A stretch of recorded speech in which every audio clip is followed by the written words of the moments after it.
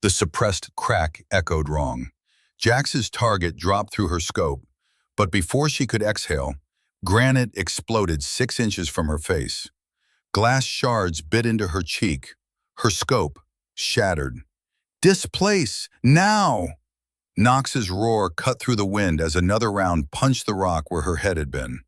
They weren't hunting anymore. They were bait. The enemy shooter hadn't panicked, hadn't sprayed rounds in fear.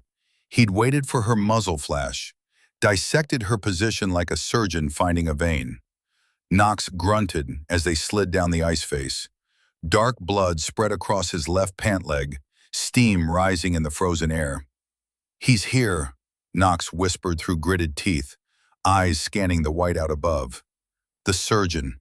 He found me."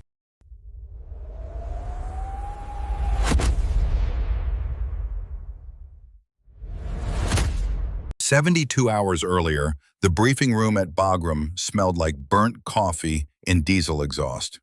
Jax sat with her rifle case between her boots, watching the intel officer tap his laser pointer against a topographic map of the Hindu Kush. "Simple recon," the captain said, his voice flat with the boredom of a man who'd given this speech 100 times. "Eyes on route hammer.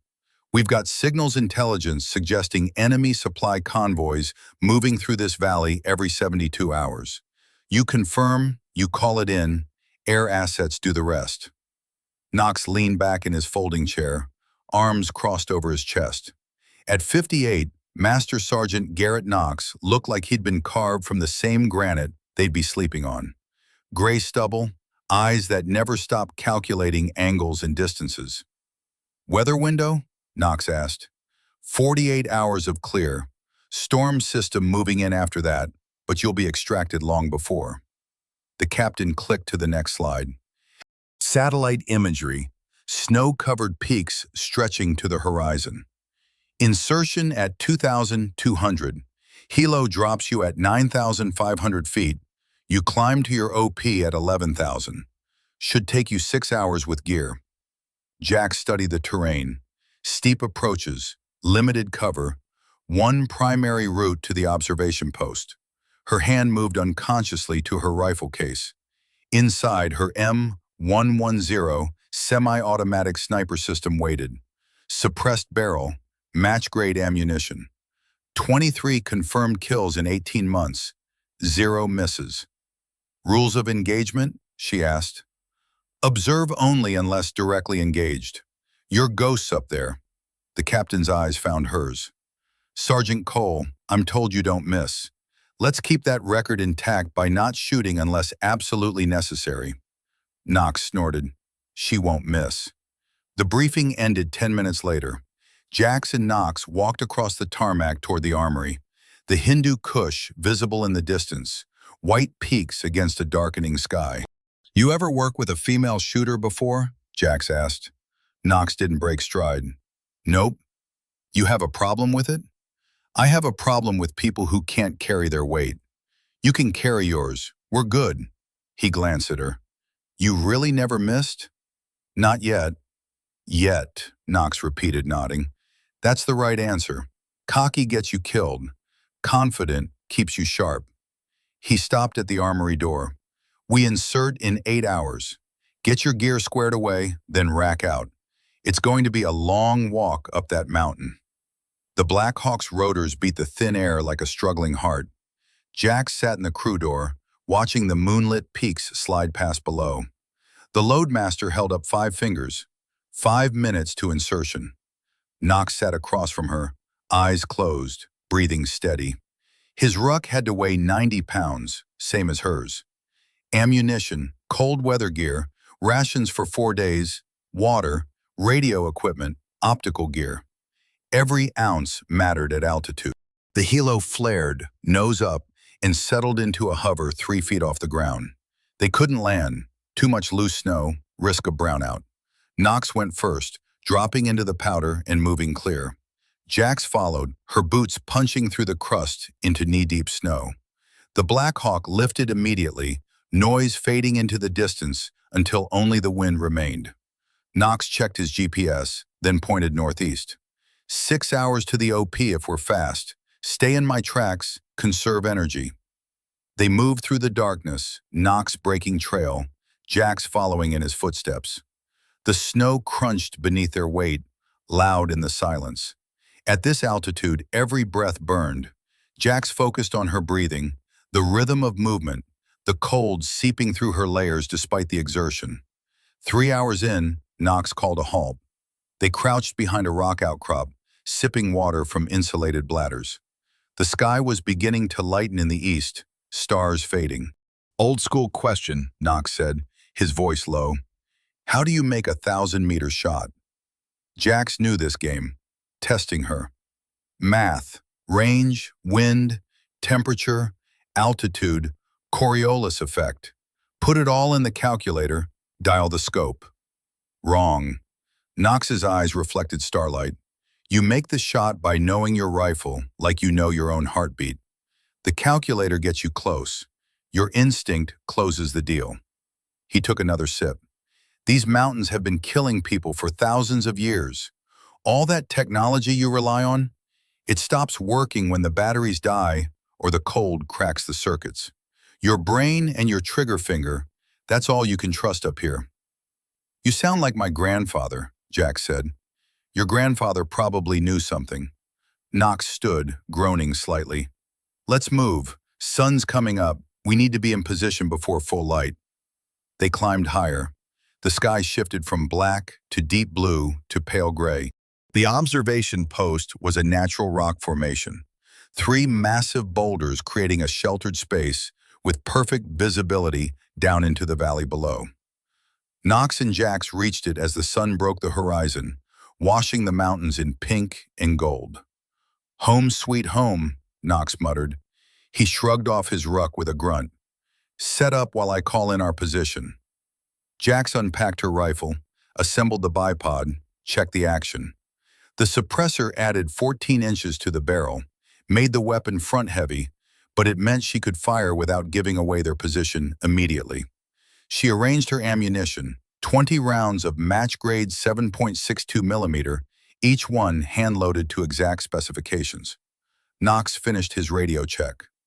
Dust-off is on standby, 45 minutes out if we need them. He pulled out his spotting scope, a massive piece of glass that could resolve details at 2,000 meters. Now we wait. How long have you been doing this? Jax asked. 28 years. Started as a grunt, worked my way to sniper, spent the last decade as a spotter. Nox settled into position behind his scope. Best job in the Army. You get to watch history happen from the best seats in the house. You ever think about retirement? Every morning when my knees remind me I'm not 20 anymore. Nox's eyes never left his optic. But then I get up here and I remember why I do this. It's not about the killing, it's about precision, discipline, doing one thing perfectly when everything else is chaos. They fell into silence, watching the valley wake up below them. 6 hours of nothing. The sun climbed higher, temperature rising from -20 to a balmy -5.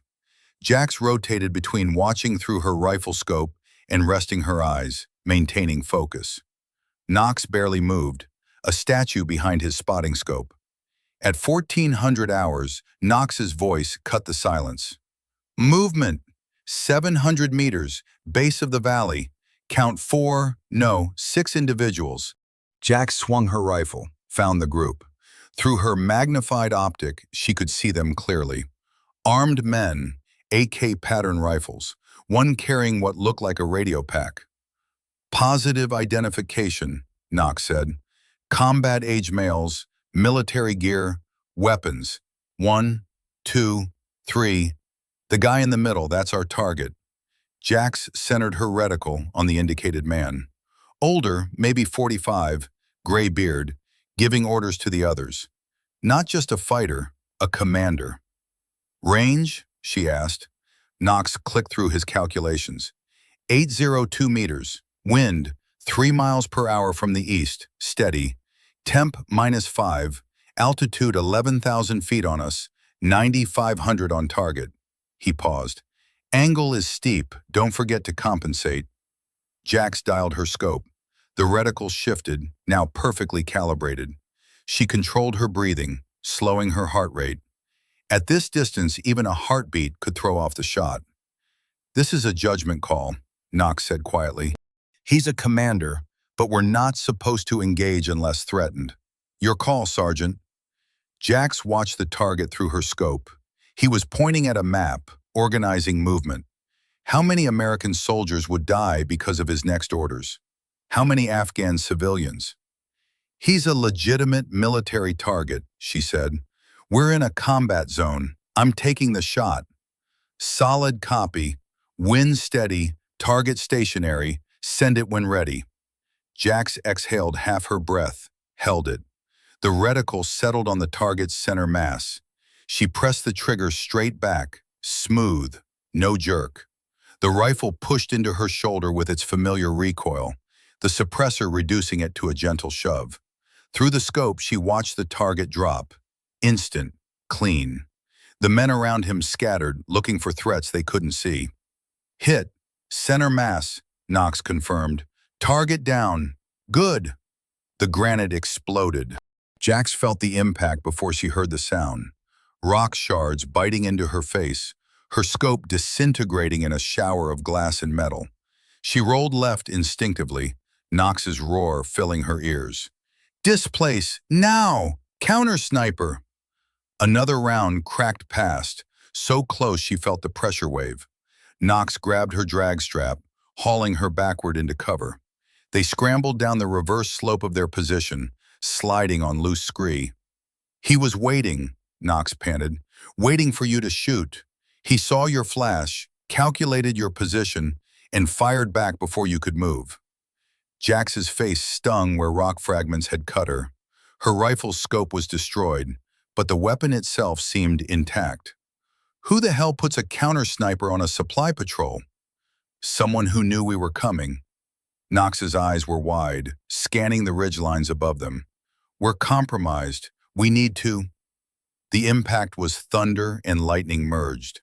Knox's left leg snapped backward, blood spraying across the snow. He went down hard, teeth clenched to keep from screaming. "Knox!" Jax dragged him behind a boulder.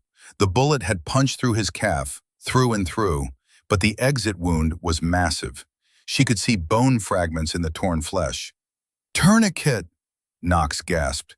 "Above the knee! Tight!"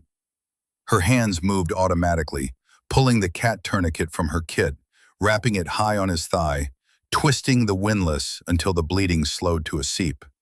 Knox's face had gone gray. "Radio," he said. "Call dust off, now." Jax keyed the radio. "Widow 6, this is Sierra 27, troops in contact, 1 urgent surgical, request immediate dust off, over." The response was crisp, professional. "Sierra 27, dust off inbound, ETA 30 minutes, mark your position with smoke." "Negative on smoke, we are under active fire from precision shooter, marked smoke will draw fire, over." A pause. "Copy all. Maintain your position, we are coming to get you." Knox gripped her arm, his strength surprising. "Jax, listen, this isn't random. That shooter, he knew our doctrine. He knew where we'd set up, how we'd engage. He let you take that shot so he could find you." His eyes were fever bright. "He's not trying to kill us fast. He's hunting us." Blood turned the snow pink, then red, then a dark slush that steamed in the cold air. Jax checked Knox's tourniquet. Tight, effective, but they had maybe 2 hours before tissue damage became permanent, less if shock set in. "Can you move?" she asked. Knox tested his leg, winced. "Not walk. You'll have to drag me." The tactical situation was pure nightmare. They were on an exposed slope, no hard cover, a skilled enemy shooter somewhere above them with clear lines of sight. The helicopter was 30 minutes out, might as well be 30 hours. "He'll pick us off the second we move," Jax said. "Then we don't give him a clean shot." Knox pointed down the slope. "Boulder field, 200 meters. Lots of cover, shadows. Get us there, we can play defense until dust-off arrives." 200 meters. normally a 3-minute walk. Dragging a 240-pound man? Across ice? Under fire? Okay, Jack said. Okay, on 3 I'm going to hook under your arms. Start pulling. You push with your good leg when you can. We move fast, we move low, we don't stop. Knox pulled his sidearm, a SIG P 329mm. He fires, I'll shoot back. Won't hit him, but maybe make him think twice. 1. Jax got into position, gripped his drag handle. 2. She took a breath. 3. She hauled. Knox weighed more than her entire ruck had, dead weight dragging through snow. Her boots slipped on ice, knees screaming, but she kept moving. 20 meters, 50. Knox pushed when he could, his good legs scrabbling for purchase. A rifle crack echoed across the valley. The round hit 10 feet ahead of them, throwing up a geyser of snow. "He's ranging us," Knox shouted. "Don't stop." Another shot, closer, 5 feet. The shooter was walking rounds toward them, correcting for distance. Jax dove forward, pulling Knox into a shallow depression, just as the third round snapped over their heads. They lay there, panting, hearts hammering. "He's playing with us," Knox said quietly. "He could have hit us. He chose not to." "Why?" Knox's jaw worked. "Because he wants us scared. He wants us to know we're going to die, and there's nothing we can do about it." They waited 5 minutes, then moved again. 50 more meters, another pause. The boulder field grew closer with agonizing slowness. Jax's arms burned. Her back felt like it was tearing, but she didn't stop. A fourth shot hit the rock they were sheltering behind. The round punched through 6 inches of granite like it was cardboard, exiting in a spray of stone dust. "Jesus," Jax breathed. "What caliber is that?" 50 cal, Knox said. "Barrett, probably. He's not trying to wound. He's trying to eliminate cover." They reached the boulder field 20 minutes later. Jax pulled Knox into the shadow of a massive rock, collapsed against it, lungs burning in the thin air. Knox's face was paste white, his lips blue, shock setting in. She checked his wound. Still bleeding despite the tourniquet, but slower now. She packed it with gauze, wrapped it tight. Knox didn't even flinch, not a good sign. Pain meant nerves still worked. "Stay with me, Master Sergeant," she said. "Dust off is 13 minutes out." Knox's hand found hers. "Jax, listen, that shooter, it's not random enemy. It's not just some Taliban with a scope." His eyes focused on her with effort. "I know his technique, the patience, the precision. I trained someone who shoots like that." "Who?" His call sign was Scalpel. Delta operator maybe 15 years ago. Best student I ever had. Knox coughed, red flecking his lips. "There was an op, Helmand Province. Command ordered us to abandon his element. Said the mission was more important than 4 men.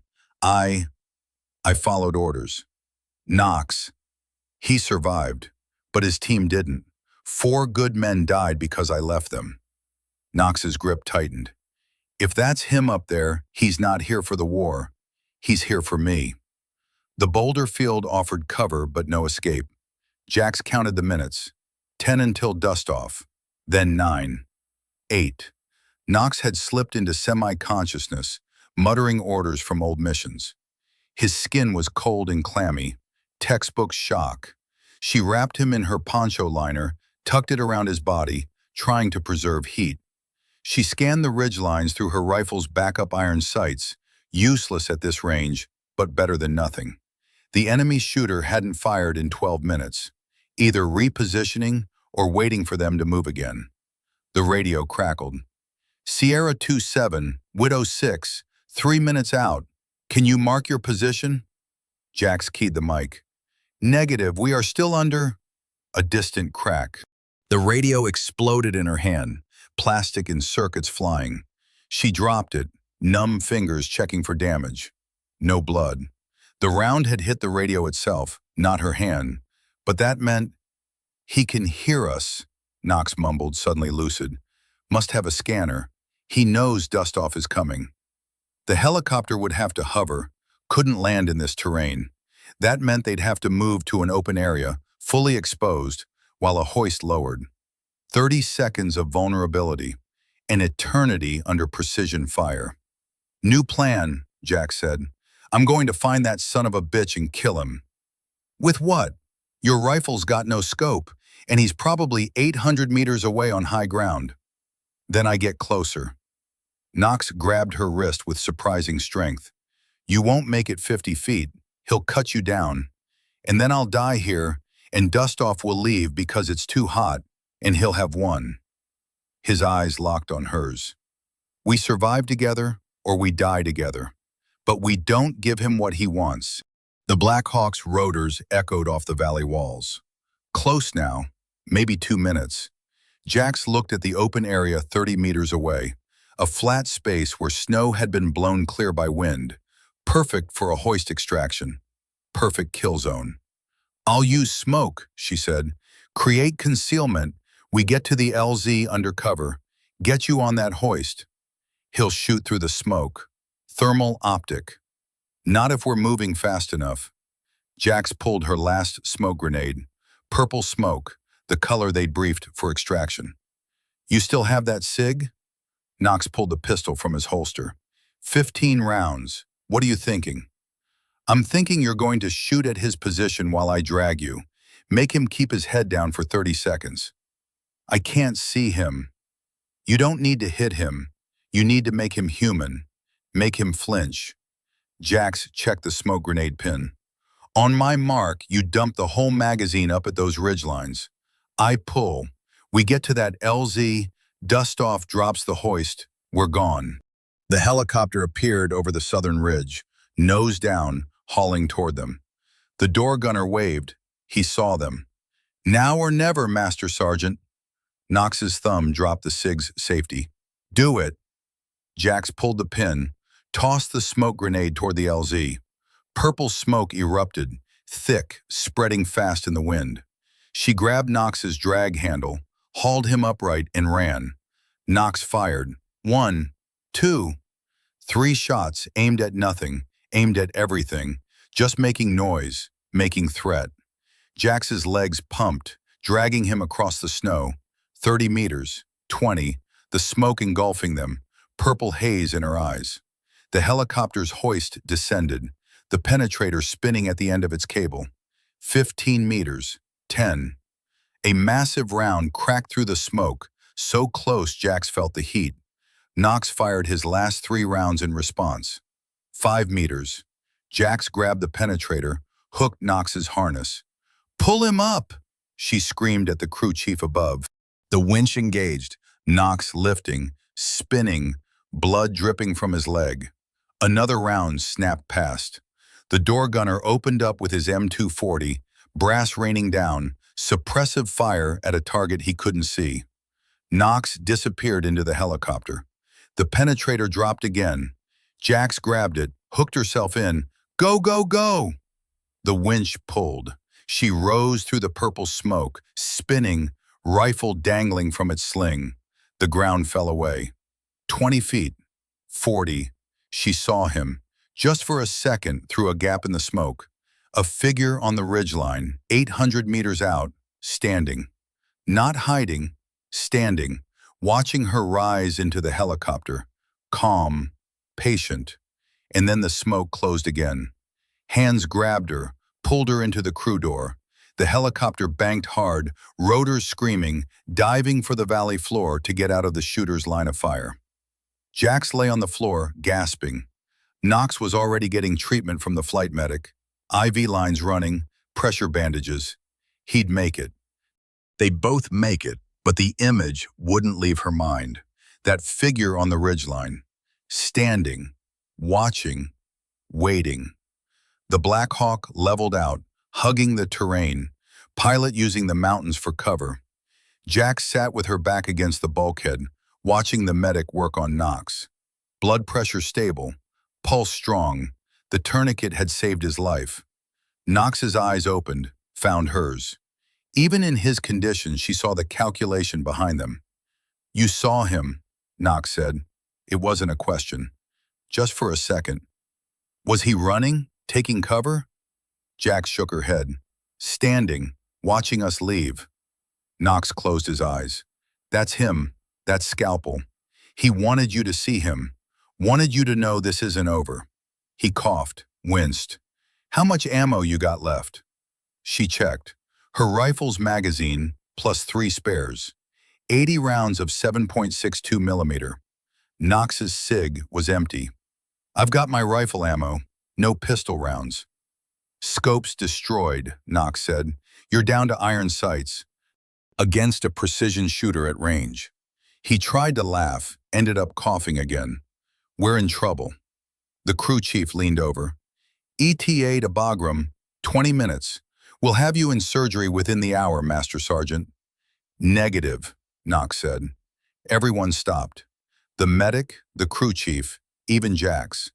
Knox struggled to sit up, failed, settled for raising his head. Say again? The pilot called from the cockpit. I said negative on Bagram. Knox's voice was steel despite the pain. That shooter is Scalpel. Former Delta. He's been tracking me for 15 years. He just announced himself. If we go to Bagram, he disappears. And next time he finds me, I won't see it coming. Sir, you need surgery. I need to end this. Knox looked at Jax. There's a forward aid station at Firebase Python, 30 kilometers from where we just were. They can stabilize my leg, keep me alive for a few more days. That's all I need. The pilot's voice crackled over the internal comms. Master Sergeant, with respect, you're in shock and you need immediate surgical intervention. And with respect, Captain, I'm not asking. Knox's command voice, the one that had ordered men into combat for 3 decades, filled the helicopter. Firebase Python, that's an order. The pilot was silent for 5 long seconds. Then, Roger, changing course for Python, ETA 14 minutes. The medic looked at Jax, helpless. She knelt beside Knox. What are you doing? She asked quietly. You could die. We're all going to die, Sergeant. Question is whether we die running or standing still. Knox met her eyes. Scalpel won't stop. He's patient. He's trained. And he knows I trained you, which means he knows every tactic you're going to use before you use it. He grabbed her hand. I'm using myself as bait. He wants me, fine. He can come get me. But this time, we'll be ready. That's insane. That's how you kill a ghost. You let him think he's hunting you, and then you become the hunter. Knox's grip tightened. You ever track an animal, Jax? Deer, back in Wyoming. Same principle. Animal gets comfortable, stops checking its back trail, focuses only on the prey ahead. That's when you take the shot. He released her hand. I'm the prey, you're the hunter. And Scalpel just made the mistake of announcing himself. Firebase Python squatted on a windswept plateau like a clenched fist. HESCO barriers, guard towers, 60 men holding a piece of mountain against an enemy that knew the terrain better than they knew their own hands. The Black Hawk landed in a whirlwind of snow, and medics ran to meet them with a stretcher. They carried Knox into the aid station, a weathered tent that smelled like antiseptic and old blood. The physician's assistant, a grizzled sergeant first class with 20 years in, took one look at Knox's leg and shook his head. This needs a surgeon. It needs to not fall off for the next 48 hours, Knox said. Can you do that? The PA studied Knox's face, saw something there that made him nod. I can try. They left Knox in the aid station, the PA cleaning and packing the wound, hanging antibiotics, muttering about bone fragments and infection risk. Jack stepped outside into the late afternoon sun. The temperature was dropping fast, maybe -10 now, -20 after dark. The firebase commander, a captain named Torres, found her by the landing pad. Master Sergeant Knox just told me the most insane story I've heard in my entire career, Torres said. Something about a Delta operator hunting him across Afghanistan for 15 years. It's true, Jack said. You believe that? She touched her face where rock fragments had cut her. Someone hit my scope at 800 meters. First shot, right after I fired. Someone put a round through Knox's leg while we were moving. Someone stood on a ridgeline and watched us extract instead of taking cover. She looked at Torres. That's not Taliban, that's professional. Torres was silent for a moment. The aid station is the most defensible position on this base. Stone walls, 3 feet thick, blast doors. If your ghost comes looking, that's where you make your stand. He pointed to a squat building at the base's center. I'll put extra security on it, 4 men, rotating shifts. He'll kill them. Then what do you suggest? Jax looked out at the mountains surrounding them. Hundreds of ridgelines, thousands of positions where a sniper could hide. I suggest I find him before he finds us. Torres stared at her. You're going to hunt a Delta-trained sniper, in the mountains, at night, with a rifle that has no scope. Yes, sir. That's suicide. Probably. Jax started walking toward the armory, but it beats sitting here waiting to die. She requisitioned what she needed: thermal imaging device, night vision goggles, cold weather gear, and a new scope for her rifle. The armorer, a specialist with bored eyes, mounted the scope and bore-sighted it. You going out there? He asked. Yeah. Alone? Yeah. He handed her the rifle. Good luck. You're going to need it. Jax spent the next hour preparing, checking gear, loading magazines, memorizing the terrain from maps. Knox was right. Scalpel would come for him, but he'd be cautious, methodical. He'd scout the firebase first, look for weaknesses, plan his approach. That meant he was out there right now, watching. She left the firebase at 1900 hours, just after dark. The guards watched her go with the expressions of men watching a ghost walk into the graveyard. She moved northeast, away from the road, climbing higher into the rocks. 2 kilometers out, she found the first sign. Boot prints in the snow, recent, within the last few hours. The pattern was wrong for Taliban. These were Western military boots, size 11 or 12. The stride length suggested someone tall, moving carefully, checking back trail every 50 meters. Jax followed the prints. They led upward toward a ridgeline that offered perfect observation of Firebase Python. She moved slowly, using her night vision to scan ahead. The prints were methodical, disciplined. Whoever made them knew exactly where they were going. The ridgeline came into view, a jagged spine of rock against the stars. The boot prints led straight to it. Jax paused, studying the approach. If Scalpel was up there, this would be where he'd ambush anyone following his trail. She circled wide, climbing a parallel ridge. It took an hour, moving in darkness, her lungs burning in the thin air. When she finally reached a position above the first ridgeline, she pulled out her thermal imager and scanned. Nothing. The position was empty. The boot prints led up to it, then they stopped. Jax felt ice in her stomach. She scanned again, wider. There, another set of prints, leading down the backside of the ridge. Not running, walking, like someone who knew they were being followed and wanted to be followed. She checked the new set of prints more carefully. They led northeast, deeper into the mountains, away from the firebase, away from Knox, away from everything. And then she saw it. A third set of prints coming from the east. These ones were fresh, maybe an hour old. They converged with the first set, then both sets of prints continued together for 50 meters before diverging again. Scalpel hadn't been alone. Jesus, she whispered. She followed the second set of boot prints, the ones heading back toward Firebase Python. They led down through a narrow draw, across a frozen stream, and up onto another ridgeline. This one was closer to the base, maybe 800 meters out. Perfect firing position. The prints stopped at a flat section of rock. Snow had been cleared away, leaving a clean workspace. She could see the impressions in the snow where someone had lain prone, setting up a shooting position. Bipod marks, brass casings, 3 of them, .50 BMG, still gleaming in her night vision. Jax picked one up, still warm. He'd been here less than an hour ago, had watched her leave the firebase, watched her follow his false trail, and then move to this position. He could have killed her any time during her approach. He'd chosen not to. A piece of paper was tucked under one of the brass casings, weighted down against the wind. Jax picked it up, shone her red flashlight on it. 7 words, written in neat block letters. Knox trained you well, not well enough. Below that, a set of coordinates. Jax pulled out her map, plotted the numbers. They marked a position 15 kilometers north, high in the mountains, a valley she didn't recognize, too remote for regular patrols. An invitation, or a trap, probably both.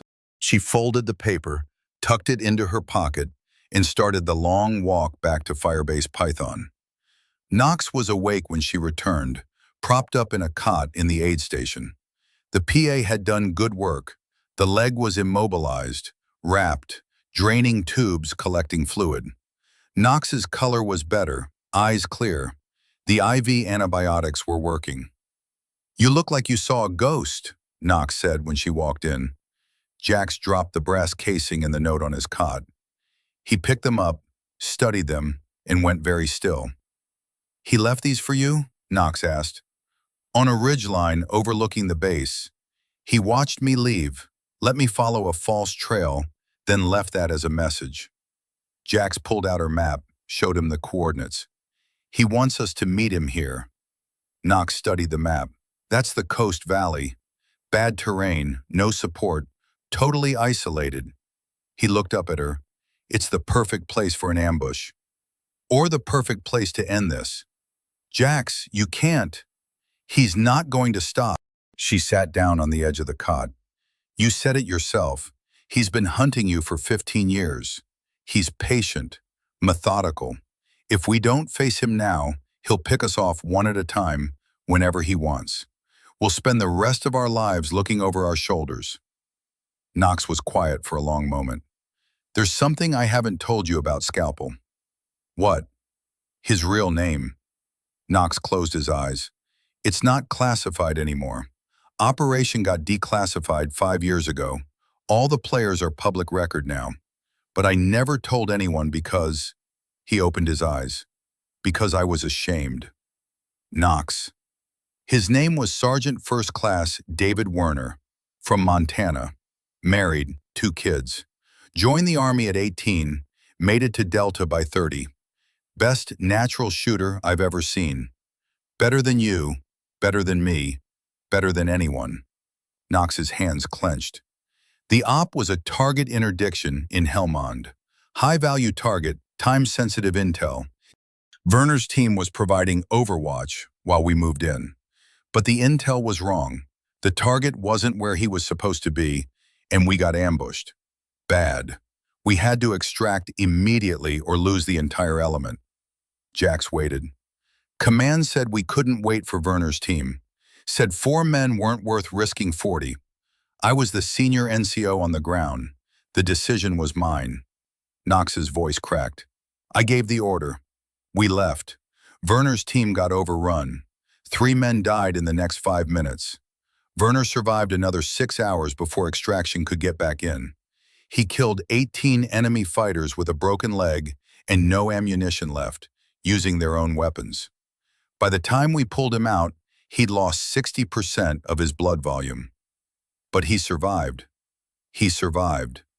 Knox looked at the brass casing. Medical discharge 6 months later. PTSD, chronic pain, the works. I tried to visit him at Walter Reed. He wouldn't see me. Sent me a letter instead. 1 sentence. You taught me to survive. I learned the lesson well. And you think that was a threat? I think that was a promise. Knox picked up the note. He's been planning this for 15 years. Getting stronger, getting better, waiting for the right moment. And now he's ready. Jax took the note back. Then we'd better be ready too. You don't understand. Werner, Scalpel, he's not just good. He's perfect. He never misses. never makes mistakes, never leaves anything to chance. Knox's eyes were desperate. He's what I would be if I had 15 years to plan one perfect mission, and that mission is killing me. He's human, Jack said. Humans make mistakes. Name one mistake he's made so far. Jax thought about it. The ambush at the OP. The shots that destroyed her scope. Wounded Knox. Destroyed the radio. All perfect. The false trail she'd followed. The note left behind. Even the coordinates, openly inviting them to a confrontation. Every move calculated. Every action deliberate. He let us live, she finally said. He could have killed us both at the OP. Could have killed me when I followed his trail tonight. He chose not to. That's ego, and ego is a weakness. Knox studied her face. You're going to that valley, aren't you? Yes. Then I'm coming with you. Knox, you can barely stand, which is exactly why I'm the perfect bait. Knox struggled to sit up further, teeth gritted against the pain. He wants me, fine. Give him what he wants. But this time, we control the terms. We choose the ground. We set the trap. He grabbed her wrist. You're the best shooter I've ever trained, Jax. But Werner is better. The only way you beat him is if he's not looking at you. And the only way he's not looking at you is if he's looking at me. You're talking about using yourself as bait. I'm talking about finishing what I started 15 years ago. Knox released her wrist. I left him to die once. I won't make that mistake again. This time, we face him together. And this time, one of us doesn't walk away. Outside, the wind picked up, howling through the firebase's barriers. Snow began to fall, thick flakes that blurred the lights of the guard towers. Jax looked at the coordinates one more time, memorizing them. 15 kilometers north, the Coast Valley, where mountains went to die and men went to disappear. When do we leave? She asked. Soon as I can walk, maybe 36 hours. Knox lay back, exhausted. Get some rest, Sergeant. We're going to need it. Jax left him sleeping, walked out into the snow. She stood at the edge of the firebase, looking north into the darkness. Somewhere out there, Scalpel was watching, waiting, planning his perfect kill. She touched her rifle, feeling the weight of it, the familiar lines. 23 confirmed kills, 0 misses. Time to make it 24. 36 hours later, the storm hit like a freight train made of ice and rage. Jax and Knox left Firebase Python at 0400, 2 hours before dawn. Knox moved on crutches, his left leg splinted and wrapped, the PA's final words still echoing. 72 hours maximum before infection becomes systemic. After that, you lose the leg or you die. Knox had nodded like the man was discussing the weather. Captain Torres watched them go with the expression of someone witnessing a suicide. He'd offered a fire team as security, 4 Rangers, good men. Knox had refused. Werner will see them coming. This has to be just us. They moved slowly, Knox's pace dictated by pain and the crutches that kept sinking in the snow. Jax carried both their rucks, 160 pounds distributed across her shoulders and a chest rig. At altitude, it felt like twice that. The coordinates Werner had left marked a valley 15 kilometers north, but the terrain forced them to take a winding route. 22 kilometers of actual walking, most of it uphill. At Knox's pace, that meant 12 hours minimum. They had 8 hours before the storm arrived. We're not going to make it, Jack said at the 6-kilometer mark, watching Knox struggle up a steep section of scree. Then we find shelter and wait it out. Knox planted his crutches, hauled himself up another meter. Werner knows we're coming. He'll wait. He's got nothing but time and patience. The sky had been clear when they started. By 0800, clouds rolled in from the west, thick and dark, moving fast. The temperature dropped 10 degrees in 20 minutes. Wind picked up, steady at first, then gusting hard enough to knock Knox off balance. They reached the valley mouth at 1100 hours, 3 hours behind schedule. The storm was visible now, a wall of white advancing across the mountains like an avalanche in slow motion. maybe 30 minutes out. There, Knox pointed with one crutch at a rock formation 200 meters ahead. Natural cave. We hole up, wait for the storm to pass. They made it inside with 10 minutes to spare. The cave was shallow, barely deep enough for both of them, but it blocked the wind. Jack set up their shelter, a tarp strung across the opening, weighted with rocks. Knox collapsed against the back wall, breathing hard, face gray. "How's the leg?" Jax asked. "Feels like someone's driving nails through it." Knox pulled up his pant leg. The wrappings were clean, no fresh blood. "But it's holding." The PA knew his stuff. Outside, the storm arrived. One moment there was visibility. The next there was nothing but white. Snow so thick it looked solid. Wind screaming through the rocks. Temperature plummeting to -20, -30. Jax pulled out her thermal imager, scanned the whiteout. The device showed nothing but static. Too much interference from wind-driven snow. She tried her night vision goggles. Same result. Every technological advantage they had was useless. "We're blind," she said. Knox pulled out his map, studied it by red flashlight. "The coordinates Werner gave us are 4 kilometers further up this valley. Box Canyon, no way out except the way in. Perfect kill zone." He traced the terrain with one finger. "If we're blind, so is he. Storm's a tactical reset, evens the playing field. Or gives him time to set up. He's already set up, has been for days probably." Knox folded the map. "Question is whether we wait here or push through." Jax checked their supplies. Food for 3 days, water for 2, ammunition, plenty, medical supplies, basic. "If we wait, your leg gets worse. If we push through, we're moving blind through terrain we don't know, against an enemy who probably does. So we're damned either way." Knox's smile was grim. "Story of my career." The storm intensified. Wind hit 70, 80 miles per hour, driving snow through gaps in their tarp shelter. The temperature gauge on Jax's watch read -35. Exposed skin would get frostbite in under 5 minutes. They huddled together for warmth, sharing body heat, waiting. The storm screamed and howled like something alive, something angry. Hours blended together. Jax tried to sleep, couldn't. Knox drifted in and out, muttering in his fever dreams about men left behind. Orders followed, choices made. At 1500 hours, 6 hours into the storm, Jax heard it. A sound that didn't belong. Not wind, not rockfall, mechanical, rhythmic. She grabbed her rifle, moved to the cave opening, peered through a gap in the tarp. The whiteout was complete. Visibility maybe 3 meters, but the sound was there, growing louder. Metal on stone, steady, deliberate. Someone was coming. Jax pulled Knox awake, hand over his mouth to keep him quiet. He came alert instantly, eyes wide, reaching for his cig before remembering it was empty. She handed him her knife. The sound grew closer. Not footsteps, too regular. More like something being dragged, or tapped, a walking stick, or a rifle butt against rocks. Jax aimed at the tarp opening, controlling her breathing. If Werner came through, she'd have maybe half a second before he saw her. One shot, center mass, close range, no margin for error. The sound stopped.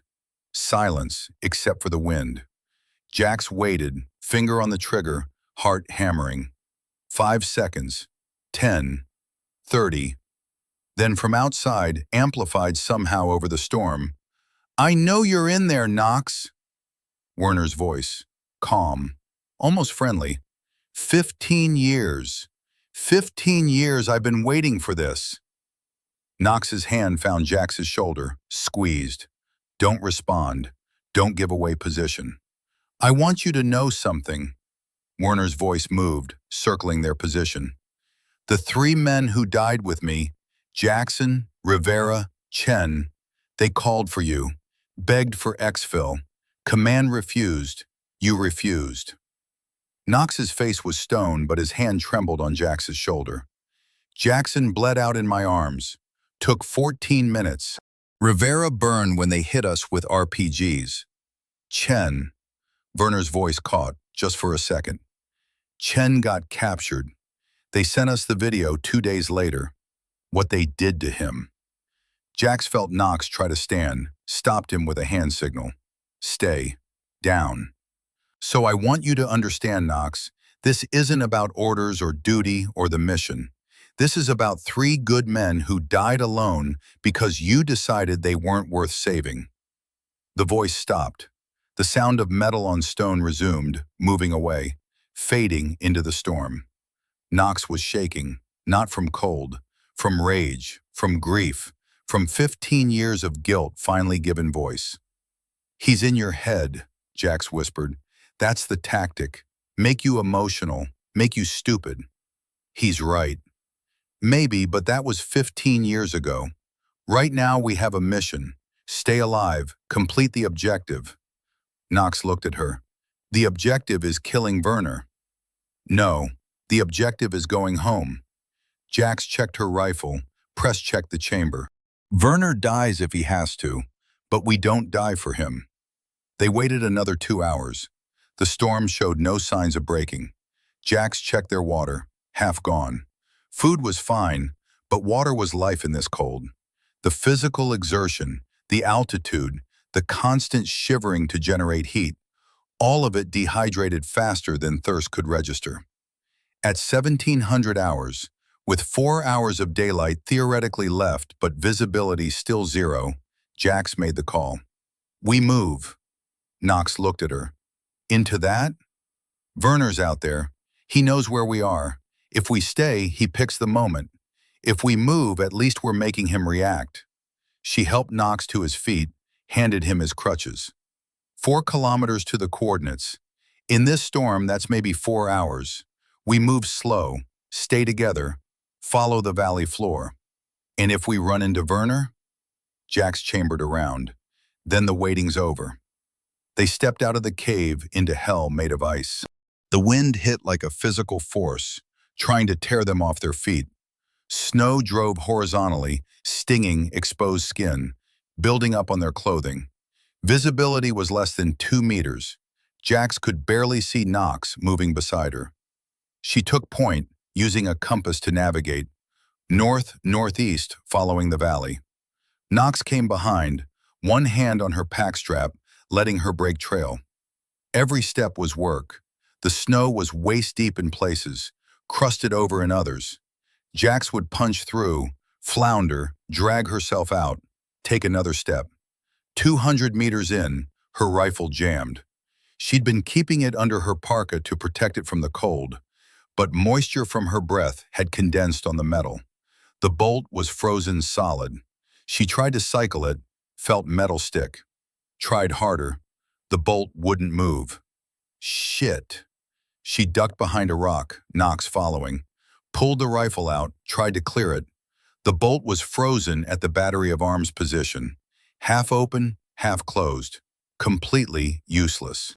Use my body heat, Knox said. He opened his parka, and Jax shoved the rifle against his chest, letting his core warmth try to melt the ice. They waited 5 minutes, Knox shivering, Jax scanning the whiteout for threats she couldn't see. She tried the bolt again. Moved a 1/4 inch, stuck again. Tried harder. The metal was too cold, her hands too numb. If she forced it, she'd break something. It's done, she said. Rifle's out. Knox reached down, pulled a pistol from his waistband. His SIG, the one that should have been empty. Found spare magazines in the aid station.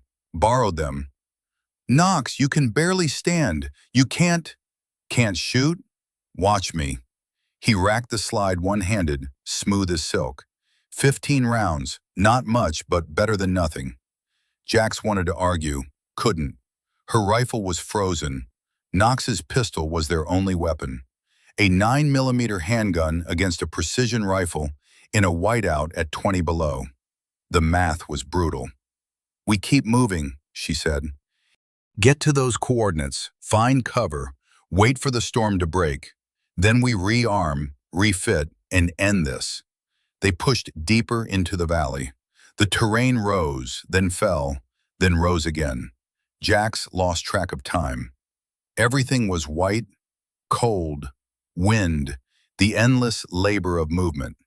Knox fell twice, got back up both times, teeth gritted, refusing help. At some point, maybe 1900, maybe 2000, impossible to tell, the valley narrowed, rock walls rising on both sides, funneling them forward. Jax checked her compass, still on course. The coordinates were close now, maybe a kilometer. The wind shifted, and through the whiteout, she saw it. A figure, 50 meters ahead, standing in the open, not moving. Jax grabbed Knox, pulled him down behind a rock. They watched. The figure didn't move, didn't react to their presence, just stood there, facing them, impossible to see clearly through the storm. "Is that?" Knox started. Jax pulled out her thermal imager, prayed it would work. The screen showed static, interference, then for just a second, a clear image. The figure wasn't human, it was a scarecrow. A pile of rocks and branches arranged in human shape, draped with fabric. A marker, or a taunt. "He's playing with us," Knox said. They circled the scarecrow, gave it wide berth. Jax's instincts screamed, trap. IED, booby trap, something. But there was nothing, just rocks and sticks and a piece of torn fabric flapping in the wind. On the fabric, written in black marker, closer.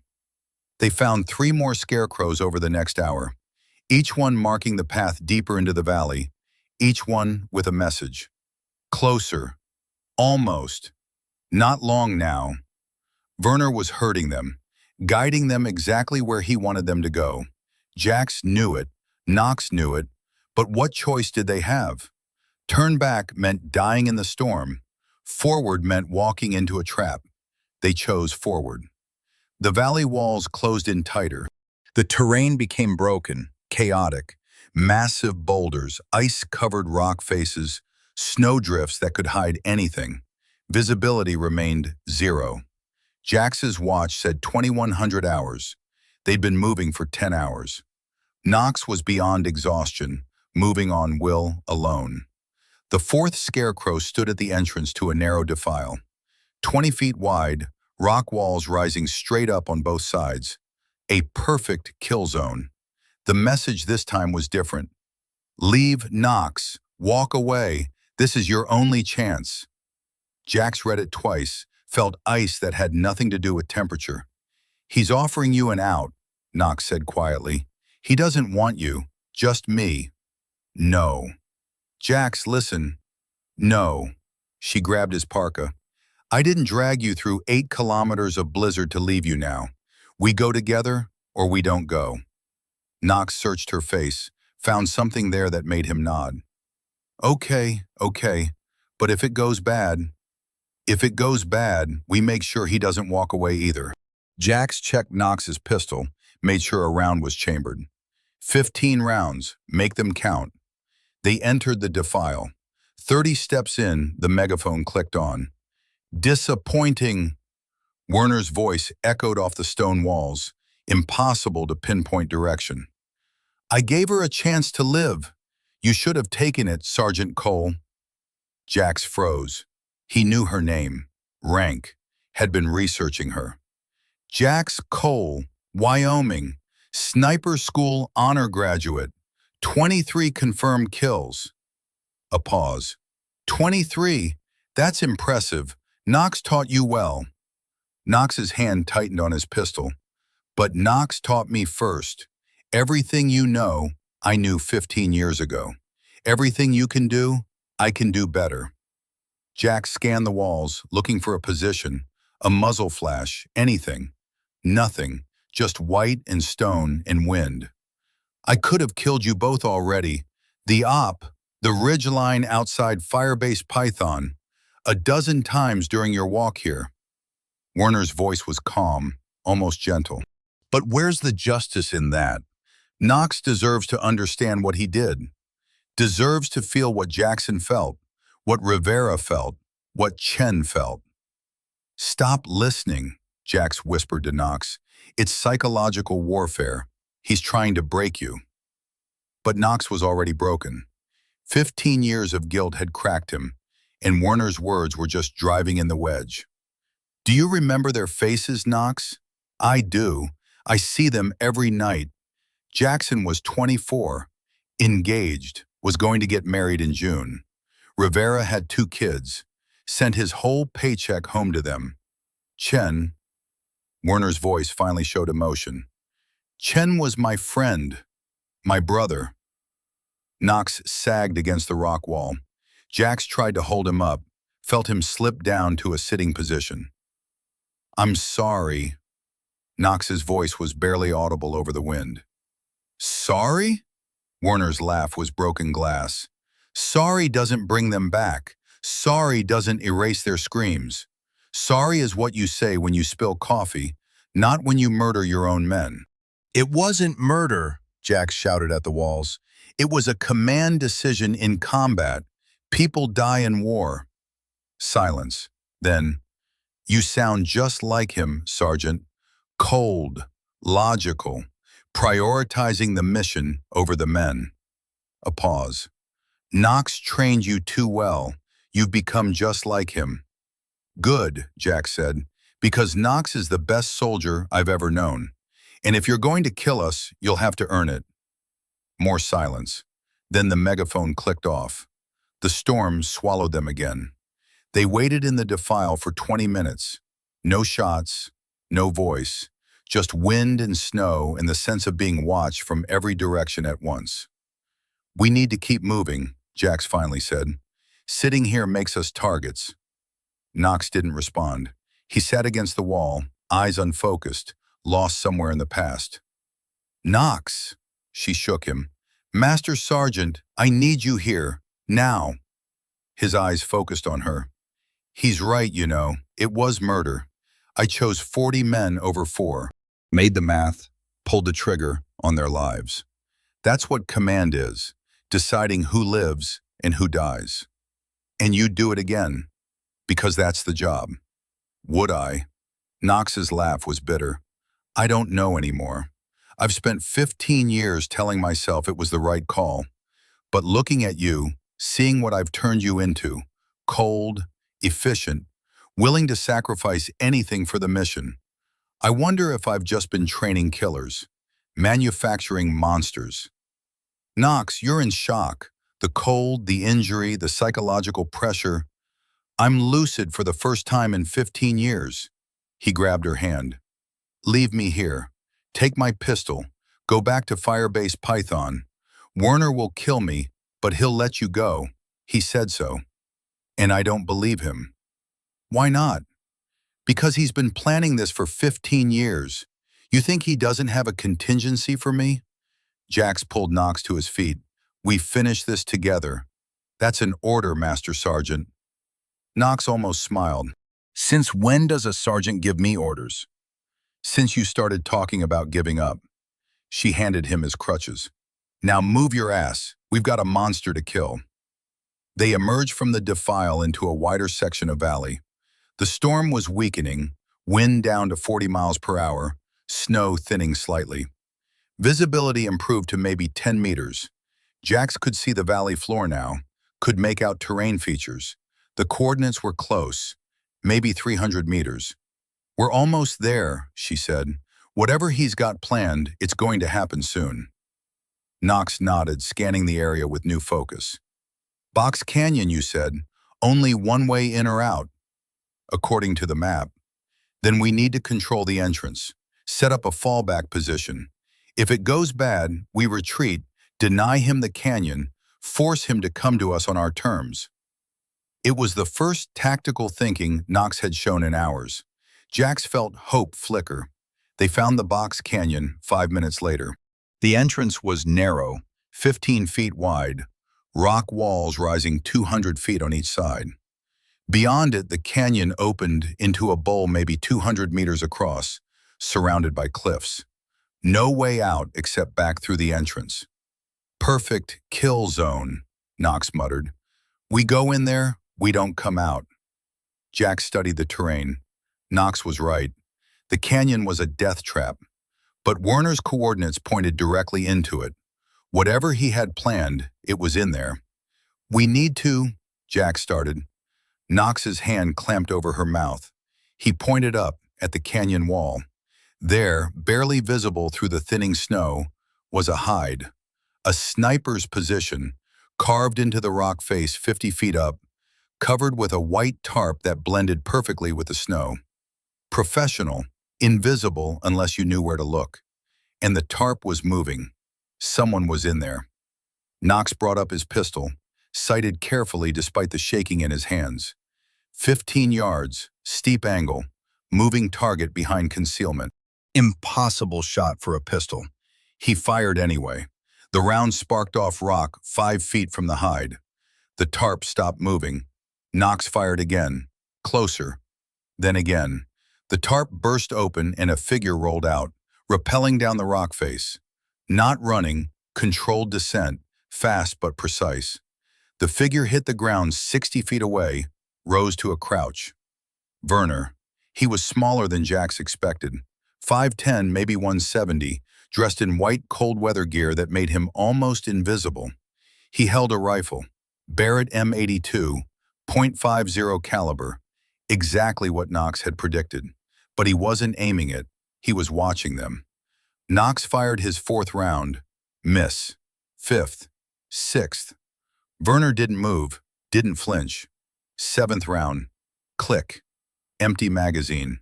Knox's hands shook as he tried to reload, dropped the empty magazine in the snow, fumbled for a fresh one. Werner raised one hand. "Stop."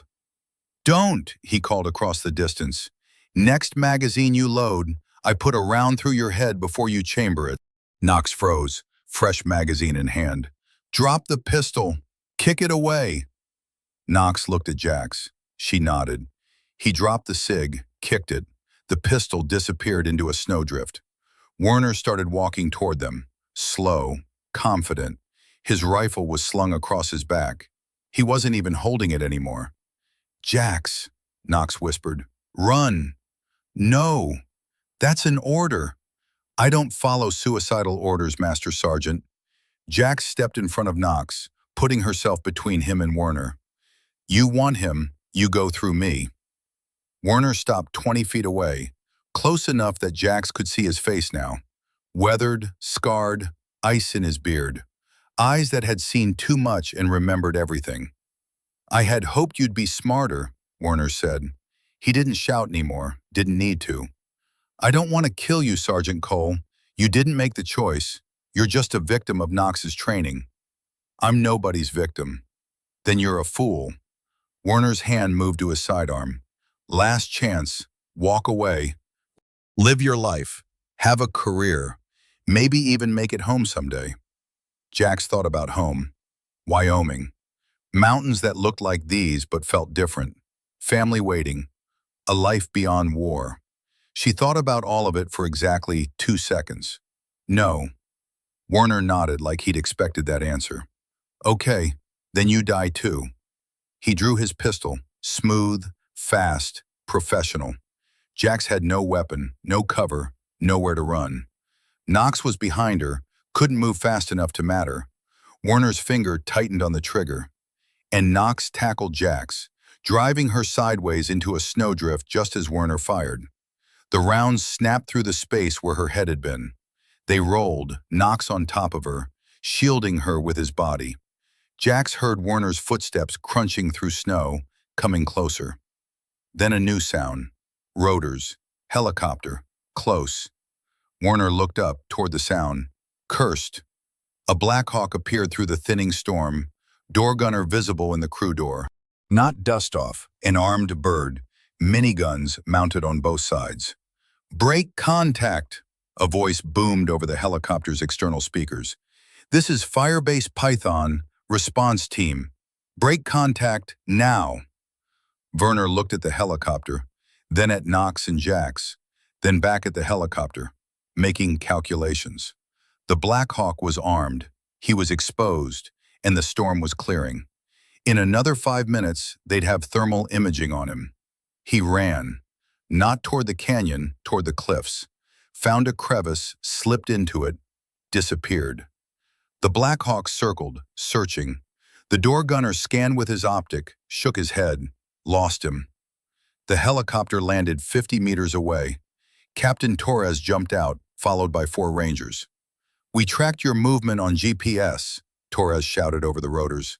"When you went off course into the canyon, I scrambled QRF. Took us 3 hours to find you in this storm." Jax helped Knox to his feet. He was pale, shaking. "Did you see where he went?" Torres asked. Jax pointed to the crevice. Torres sent 2 Rangers to check. They came back 5 minutes later, shaking their heads. "Cave system. Goes back 200 meters, multiple exits. He's gone." Torres looked at Jax and Knox. "You two are done. We're extracting you to Bagram, full medical workup, then you're going home." "No," Knox said. "Master Sergeant, that wasn't a suggestion. He's not going to stop." Knox tried to stand from the litter. Failed. "Werner is patient. He'll wait months, years if he has to. Next time, he won't miss." "Then we hunt him. Put every asset in theater on it. Predator drones, SEAL teams, the full toolbox." "Won't work. He knows our doctrine. He'll disappear, wait us out, strike when we're not looking." Knox grabbed Torres's jacket. "There's only one way to end this. He has to think he won. Think I'm dead. Then he'll let his guard down." Torres looked at Jax. "Is he making sense?" "Unfortunately, yes," she said quietly. They flew back to Firebase Python in silence. Knox was rushed to the aid station, the PA taking one look at his leg and calling for emergency extraction to Bagram. "It's infected, badly. He needs IV antibiotics, possibly surgical debridement. If we don't get him to a hospital in the next 12 hours, he loses the leg." Knox refused to go. "Then you'll die," the PA said flatly. "Not yet," Knox looked at Jax. "We need to talk. Privately." Torres, the PA, and the medics left them alone in the aid station. Knox struggled to sit up, failed, settled for turning his head to look at her. "Werner thinks he has all the time in the world," Knox said. "That's his weakness. Patience can become complacency." "What are you suggesting?" "I'm suggesting we give him what he wants. Make him think he won." Knox, "Except you're not actually dead." "Except I'm not actually dead." Knox smiled grimly. "I recover in an undisclosed location. Give it 6 months, maybe a year. Werner gets comfortable, thinks his mission is complete. Then we hunt him. Properly, with every advantage." "That's insane. That's the only way this ends without one of us dead." Knox grabbed her hand. "I need you to sell it. Tell Torres the plan. Make it real. Convince Werner." Jax thought about it. The plan was crazy, borderline impossible. But Knox was right about one thing. Werner wouldn't stop. "Not now." "Okay, let's do it." They brought Torres back in, explained the plan. The captain listened, face skeptical, but nodded when they finished. "It's unconventional, probably against a dozen regulations. But if it works," he stood, "I'll make it happen. Knox gets declared KIA, body bag goes to Bagram with appropriate honors. Meanwhile, actual Knox goes to a field hospital under a fake name. We keep it." Jax stood at attention as they loaded the body bag onto a helicopter. She didn't cry, couldn't, not if Werner was watching. But she let her face show grief, let her shoulders slump with the weight of loss.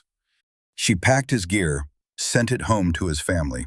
She wrote reports, filled out paperwork, behaved exactly like a soldier who just lost her mentor. And every night she cleaned her rifle, checked her scope, practiced dry firing until her trigger pull was smooth as silk. Getting ready. On the 5th day, Torres called her to his office. "We've got thermal signatures in the mountains," he said, showing her a predator feed on his laptop. "Same valley where you encountered Werner. Multiple heat sources, consistent with human activity." Jax leaned closer. 3 distinct signatures moving in tactical formation. "That's not him." How do you know? Werner works alone, always has. These are different players. She studied the feed. Maybe Taliban, maybe just locals, but not Werner. Torres nodded slowly. So where is he? Close, watching, waiting to see if we're lying about Knox. Jack straightened. He's patient, but he's not stupid. He'll verify before he moves on. Then we need to give him something to verify. Torres closed the laptop. The official death notification went to Knox's family 3 days ago. His ex-wife confirmed receipt. That's a matter of public record. Werner can check that if he wants. And if he tries to verify with the hospital at Bagram, we've got a body in the morgue tagged with Knox's name. If Werner somehow gets inside to check, unlikely but possible, he'll find confirmation. Torres met her eyes. We've done everything we can. Now we wait. Jax waited. 2 weeks after Knox's death, Jax got her answer. She was on a supply run to a village 5 kilometers from Firebase Python. Routine patrol, 12 soldiers, nothing complicated. The village elders wanted to discuss crop subsidies, irrigation, the usual requests. The meeting took 2 hours. Boring, bureaucratic, necessary. Jack stood guard outside while the captain negotiated. The village was quiet, children playing in the square, women carrying water, men working in fields. Normal, too normal. Jax's instincts prickled. She scanned the rooftops, the alleyways, the distant tree line. Nothing obvious, but something was wrong. The patrol started back to the firebase at 1400 hours. They took the main trail, 4 kilometers of winding mountain path, steep in places, but safe enough. They'd walked it 100 times. 1 kilometer from the firebase, the trail ran through a ravine. Steep walls on both sides, 30 feet high, trail wide enough for 2 soldiers abreast. A choke point, but unavoidable unless they wanted to add 2 hours to the return trip. Jax was walking point with a PFC named Rodriguez. Good kid, 20 years old, sharp eyes. He stopped suddenly, hand up. Sergeant, something's wrong. Jax moved up. What? The trail, Rodriguez pointed. It's been disturbed. Recent. See those drag marks? Jax did. Someone had dragged something heavy across the trail within the last few hours. The marks led toward a pile of rocks at the ravine's entrance. Everyone stop, she called back. The patrol halted. Rodriguez, get on the radio. Tell Firebase Python we've got potential IED, need EOD. Rodriguez keyed his radio. Nothing. I'm not getting through. Too much rock interference. Shit. Jack studied the rock pile. Classic IED placement. Pressure plate under the rocks, or command detonated from a distance. If they walk past it, boom. But if it was an IED, why make it obvious? Why leave drag marks? Unless it wasn't an IED. Unless it was bait. Everyone back, Jack said. Slow, careful. Don't. The gunshot was thunder in the confined space. Rodriguez went down, red mist in the air, dead before he hit the ground. Sniper, cover! Jax dove behind the rocks, dragging Rodriguez's body with her. The patrol scattered, finding what cover they could in the narrow ravine. Another shot. PFC Martinez, hit in the shoulder, screaming. The captain grabbed him, pulled him behind a boulder. Where's he shooting from? Someone yelled. Jack scanned the ridgeline. There, a flash of white, 400 meters out, high ground. Perfect overwatch position. Northwest Ridge, she called. Single shooter, precision fire. The captain keyed his radio. Firebase Python, this is Patrol 6. Troops in contact. Need immediate QRF. The response crackled back. Copy. QRF launching in 5 mics. 5 minutes. An eternity under precision fire. Another shot hit the rocks near Jax, showering her with fragments. She felt something hot in her shoulder. Looked down, saw blood. Not a direct hit, shrapnel from the rock. Painful, but not serious. The captain was yelling orders, organizing suppressive fire, but they were pinned. The sniper had perfect position, perfect cover, and all the time in the world. Werner. It had to be. The timing, the precision, the tactical setup. He'd waited until she was away from the firebase, exposed, vulnerable, and now he was killing her patrol, one by one. But why? Knox was dead. Werner's mission should be complete, unless he knew. Unless he'd seen through the deception. Another shot. Specialist Johnson, gut shot, dying. The medic crawled to him, trying to stop the bleeding, knowing it was useless. Jax made a decision. "I'm going after him," she told the captain. "That's suicide. Staying here is suicide. He's picking us off." Jax checked her rifle. Scope intact, magazine full.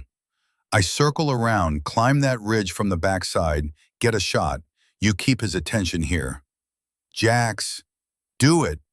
She didn't wait for approval, didn't need it. She low-crawled backward, out of the kill zone, then ran. Up the slope, away from the trail, climbing fast. Her shoulder burned where the shrapnel had hit, but adrenaline dulled it. She could feel Werner's scope on her, could feel him tracking her movement, but he didn't fire. Why? Because he wanted her to come. This was the trap. The IED that wasn't an IED, the ambush, the wounded soldiers, all of it designed to draw her out. She kept climbing anyway. The backside of the ridge was steep, loose scree that slid under her boots. She climbed using hands and feet, rifle slung across her back. Below, she could hear sporadic gunfire as her patrol tried to suppress Werner. Futile. He was too well positioned. 15 minutes of climbing. Her lungs burned, legs screamed, but she didn't stop. Reached the ridgeline, crawled the last 50 meters on her belly. There, Werner's position. A natural rock formation, perfect defilade, giving him clear shots down into the ravine while protecting him from return fire. Jack settled into a prone position 60 meters behind him, close enough for a guaranteed kill. She brought her rifle up, controlled her breathing, centered the reticle on Werner's back, and hesitated. It was too easy. Werner was a professional, trained by Knox himself. He would never leave his back exposed like this, would never be so focused on targets downrange that he forgot to check his six. Unless he wanted her to take this shot, Jax shifted her aim, scanned around Werner's position. There, 20 meters to his right, another hide. This one empty, but recently occupied. She could see boot prints in the snow. He'd moved. The figure in the original position was a decoy, a mannequin or pile of gear shaped to look like a person from a distance. Jax scanned back, slower this time. Where would she be if she were Werner? Where would Knox set up if he were planning this ambush? There, 100 meters further along the ridge, a shallow depression that offered almost no cover but perfect visibility. The worst position tactically, which made it the perfect position psychologically. Nobody would expect a sniper to set up there. She saw movement, just a fraction, a tiny adjustment. Werner settling into his shooting position, aiming at her. He'd known she was coming, had set up the mannequin to draw her attention while he flanked. Now he had the shot. Jax rolled left just as his rifle cracked. The round hit where her chest had been a heartbeat before. She came up in a crouch, rifle swinging toward Werner's actual position. Saw him standing now, not hiding, his rifle aimed directly at her. They fired simultaneously. Jax felt the impact before she heard the sound. Her rifle was torn from her hands, the stock shattered by Werner's round. Her own shot, she didn't know. Didn't see Werner fall.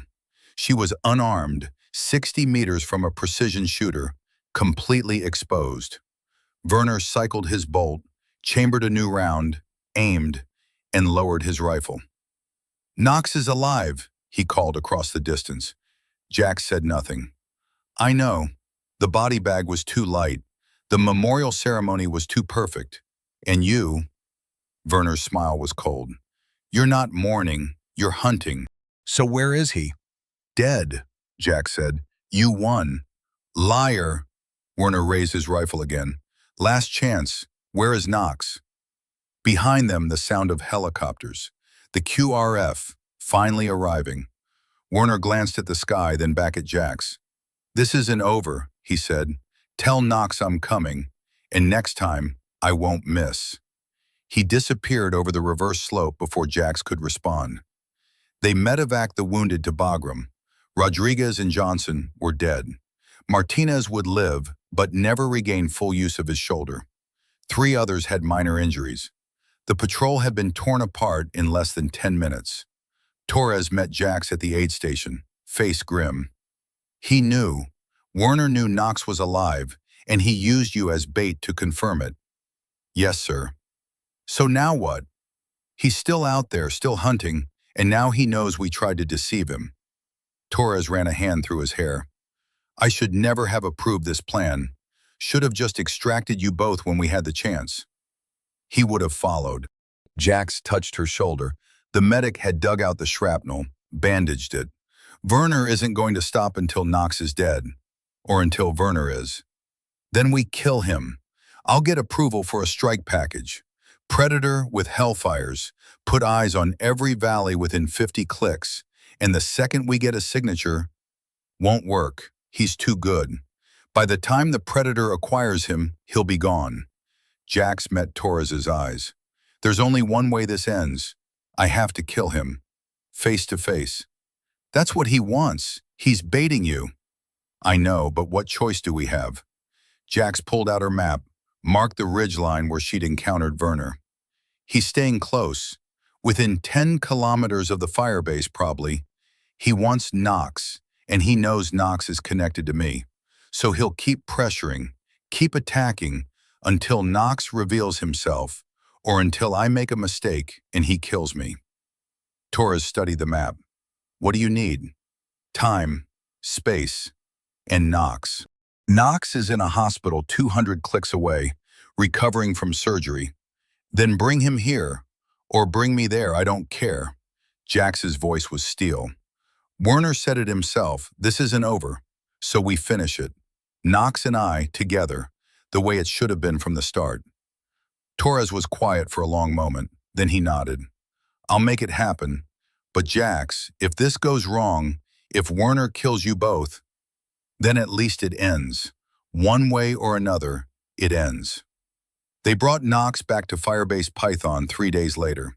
He looked like hell, gaunt, pale, moving with a cane instead of crutches. But his eyes were clear, focused. The infection was gone, the surgery successful. He'd keep the leg. Jax met him on the landing pad. They looked at each other for a long moment, not speaking. So he knows, Knox finally said. Yeah. And he's still out there. Yeah. Knox nodded slowly. Then we do this right. No more tricks, no more deceptions. We go to him, face him openly, and end it. He looked at the mountains surrounding them. Where does he want to meet? He didn't say. Just said to tell you he's coming. Then we choose the ground. Knox pulled out a map, spread it on a nearby crate. Here, the Coast Valley, the coordinates he gave us before. Box Canyon, one way in, no way out. Perfect kill zone. For him. For all of us. Knox traced the canyon with one finger. But this time we control the setup. We arrive first, scout the terrain, prepare the battlefield. When he comes, we're ready. Knox, that's insane. You can barely walk. I can shoot. That's all that matters. He looked at her. You were right before. About earning it. About being better than Werner because you learned from me and I learned from my mistakes. But I need to be there. Need to see this through. His voice dropped. Need to face him. Not for revenge, for closure. Jax thought about it. Every tactical bone in her body said this was wrong. Knox was wounded. Werner was at full strength. And walking into a box canyon was suicide. But Knox was also right. This had to end. And the only way it ended was face to face. Okay, she said. We do it together. But I'm the shooter, you're the spotter. That's non-negotiable. Knox smiled, the first real smile she'd seen from him in weeks. Deal. When do we leave? Tomorrow at dawn. Gives us 12 hours to prepare, another 8 to reach the canyon. We get there by dusk, set up during the night, and wait for Warner to come to us. He'll come. Might take days, might take weeks, but he'll come.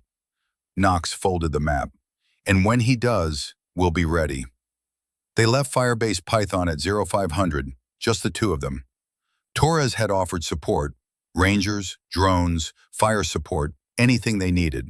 Knox had refused it all. Werner will see them coming, he'd said.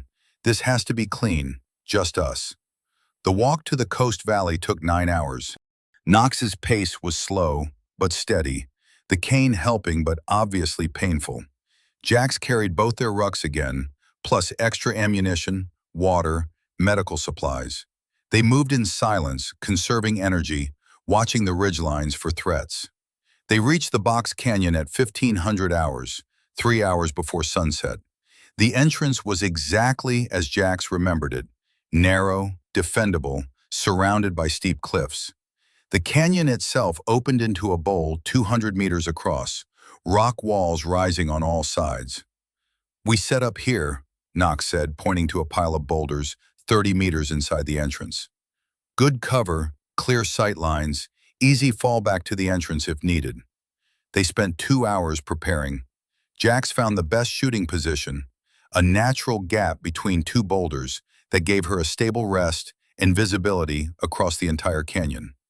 Knox set up his spotting scope beside her, arranged ammunition, checked gear.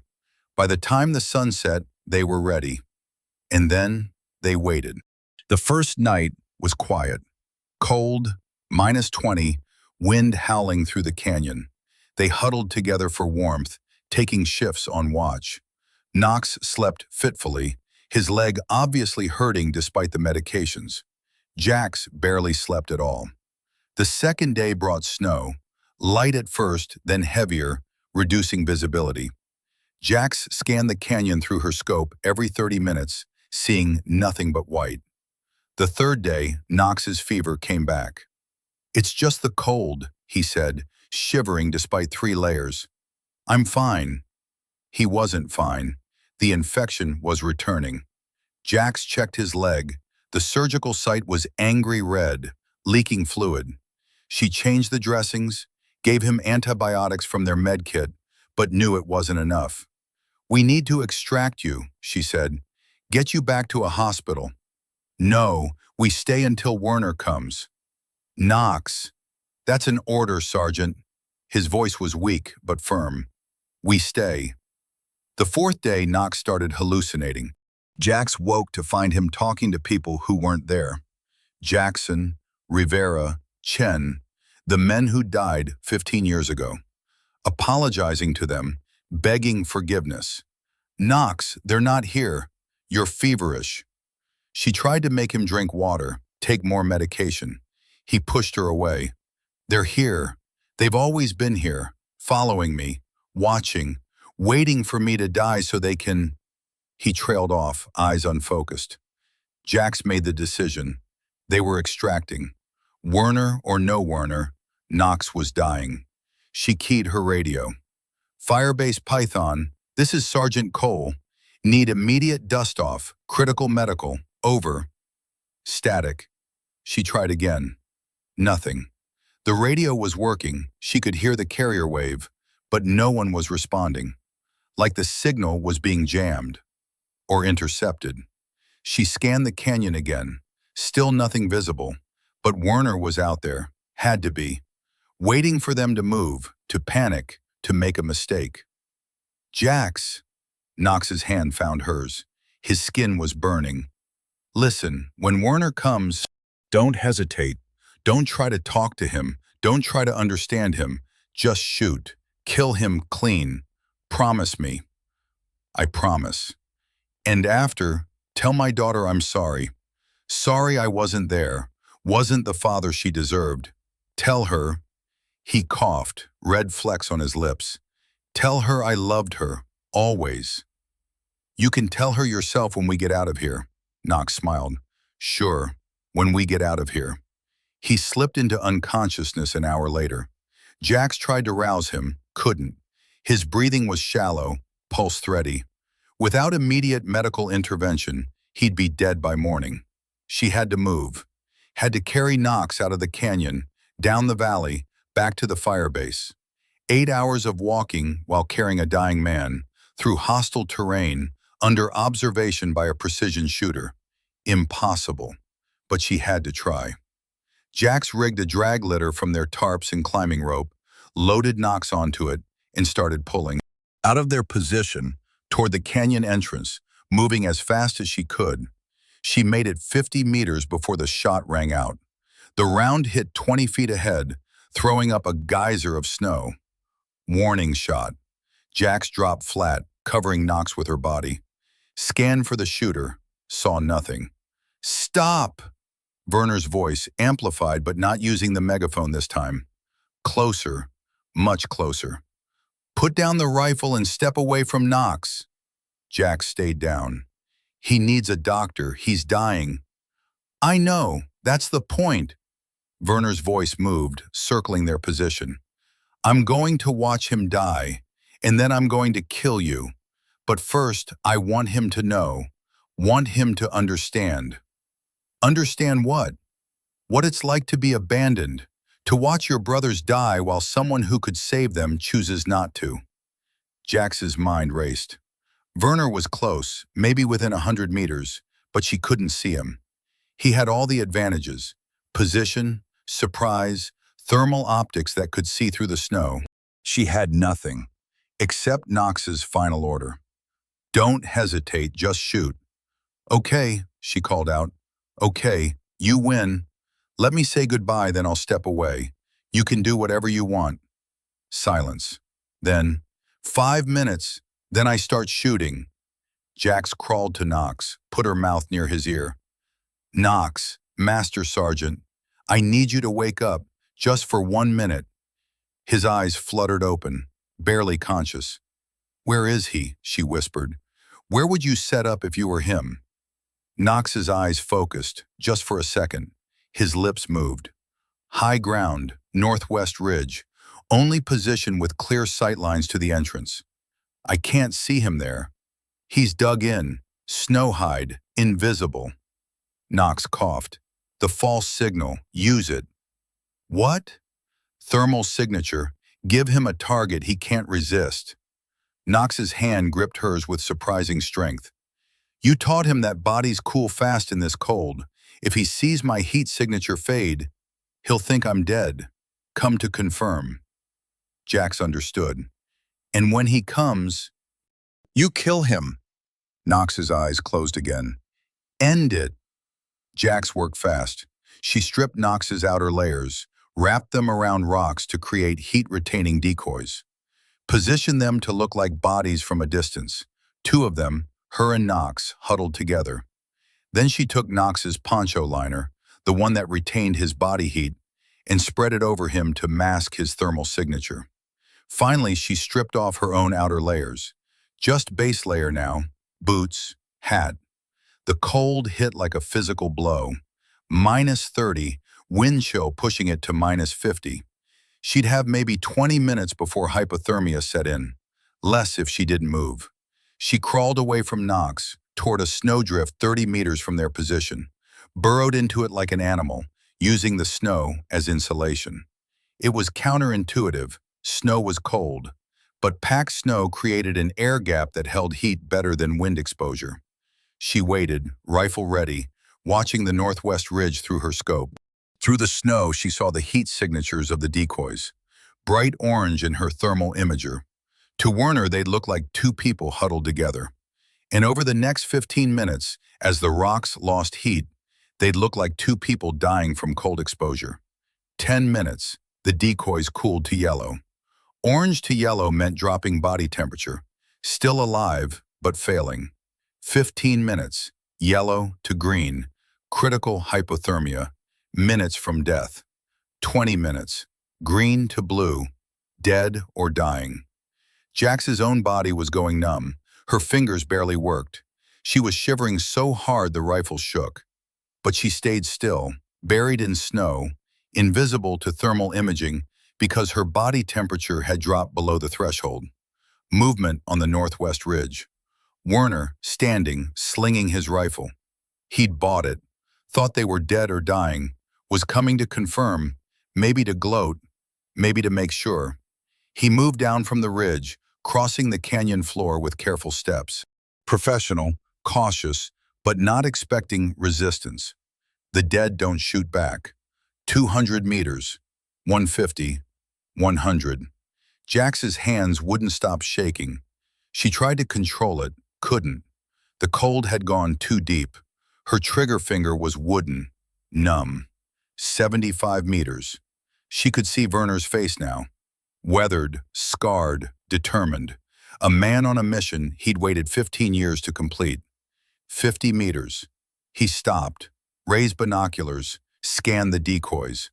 Lowered them, continued forward. 40 meters. Jax tried to take the shot. Her finger wouldn't move. Too cold, too numb. She couldn't feel the trigger. 30 meters. Werner was almost to the decoys. Another few seconds and he'd realize they were rocks, not bodies. Would scan the area, see her in the snow. Knox moved. Jax hadn't realized he was conscious, but he threw off the poncho liner, sat up, and fired his pistol. Where had he gotten it? How? 3 rounds, rapid. All misses, Knox's hands shaking too much. But they drew Werner's attention.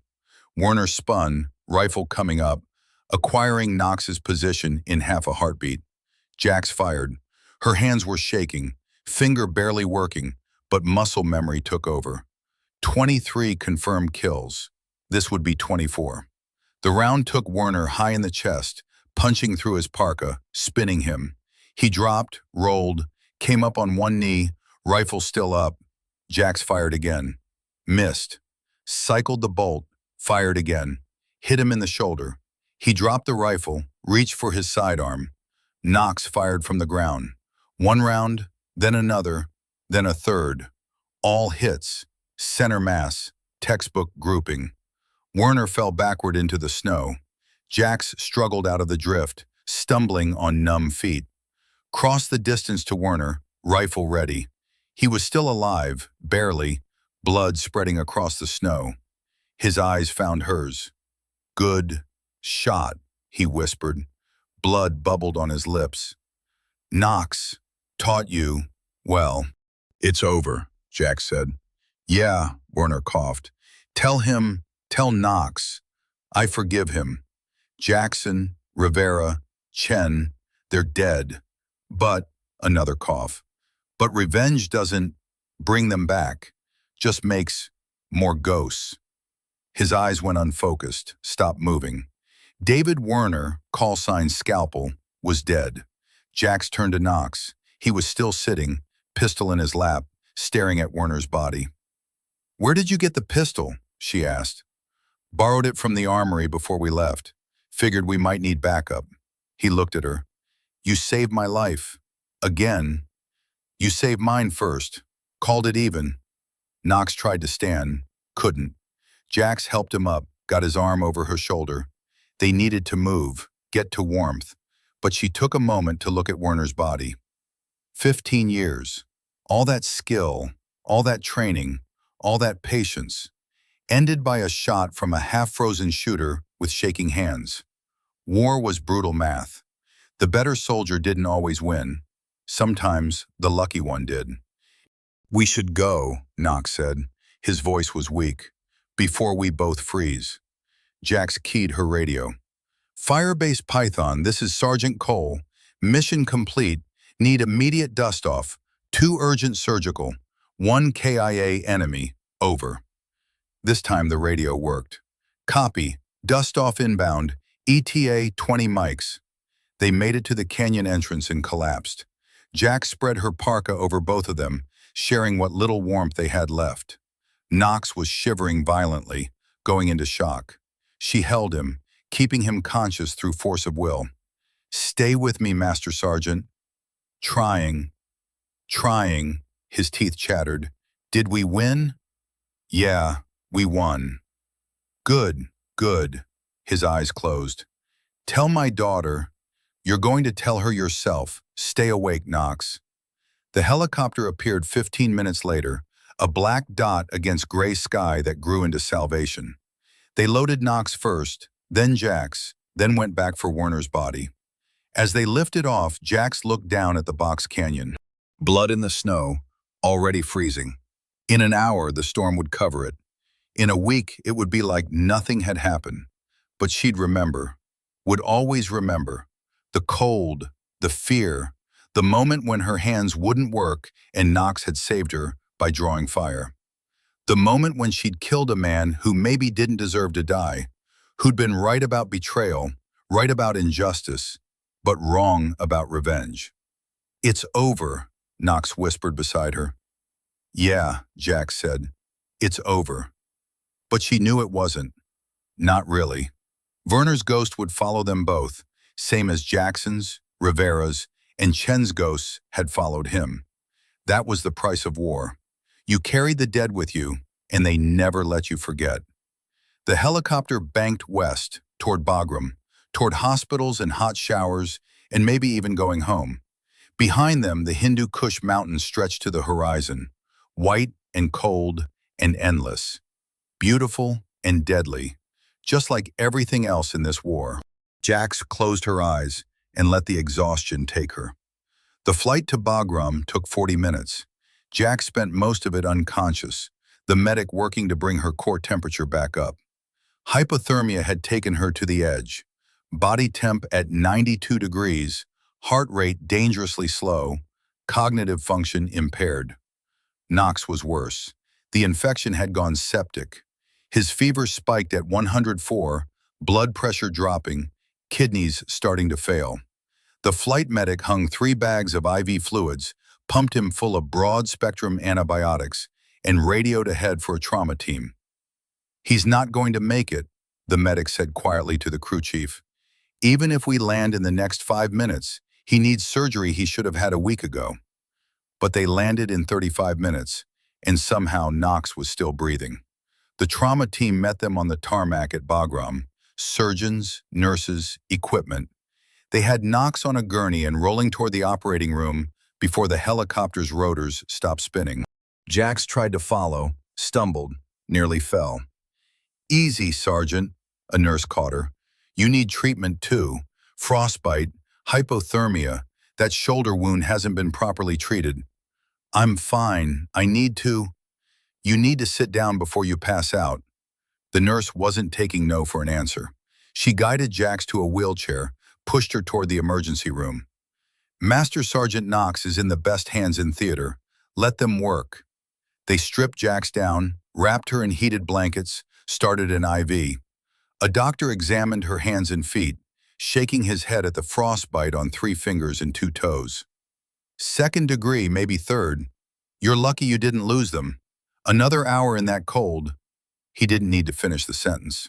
They moved her to a bed in the ICU, 3 beds down from where surgeons were working on Knox. She could hear them through the curtain. Calm voices, medical terminology, the steady beep of monitors.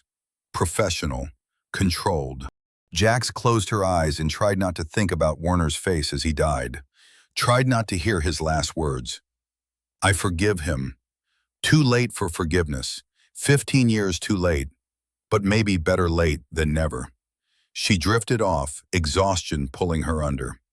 Jax woke to sunlight streaming through a window. Morning. She'd slept through the night. Her body felt like it had been beaten with hammers. Every muscle sore, joints stiff, fingers and toes throbbing where frostbite had taken hold. But she was alive. A nurse noticed her stirring, came over with a smile. Welcome back, Sergeant. How are you feeling?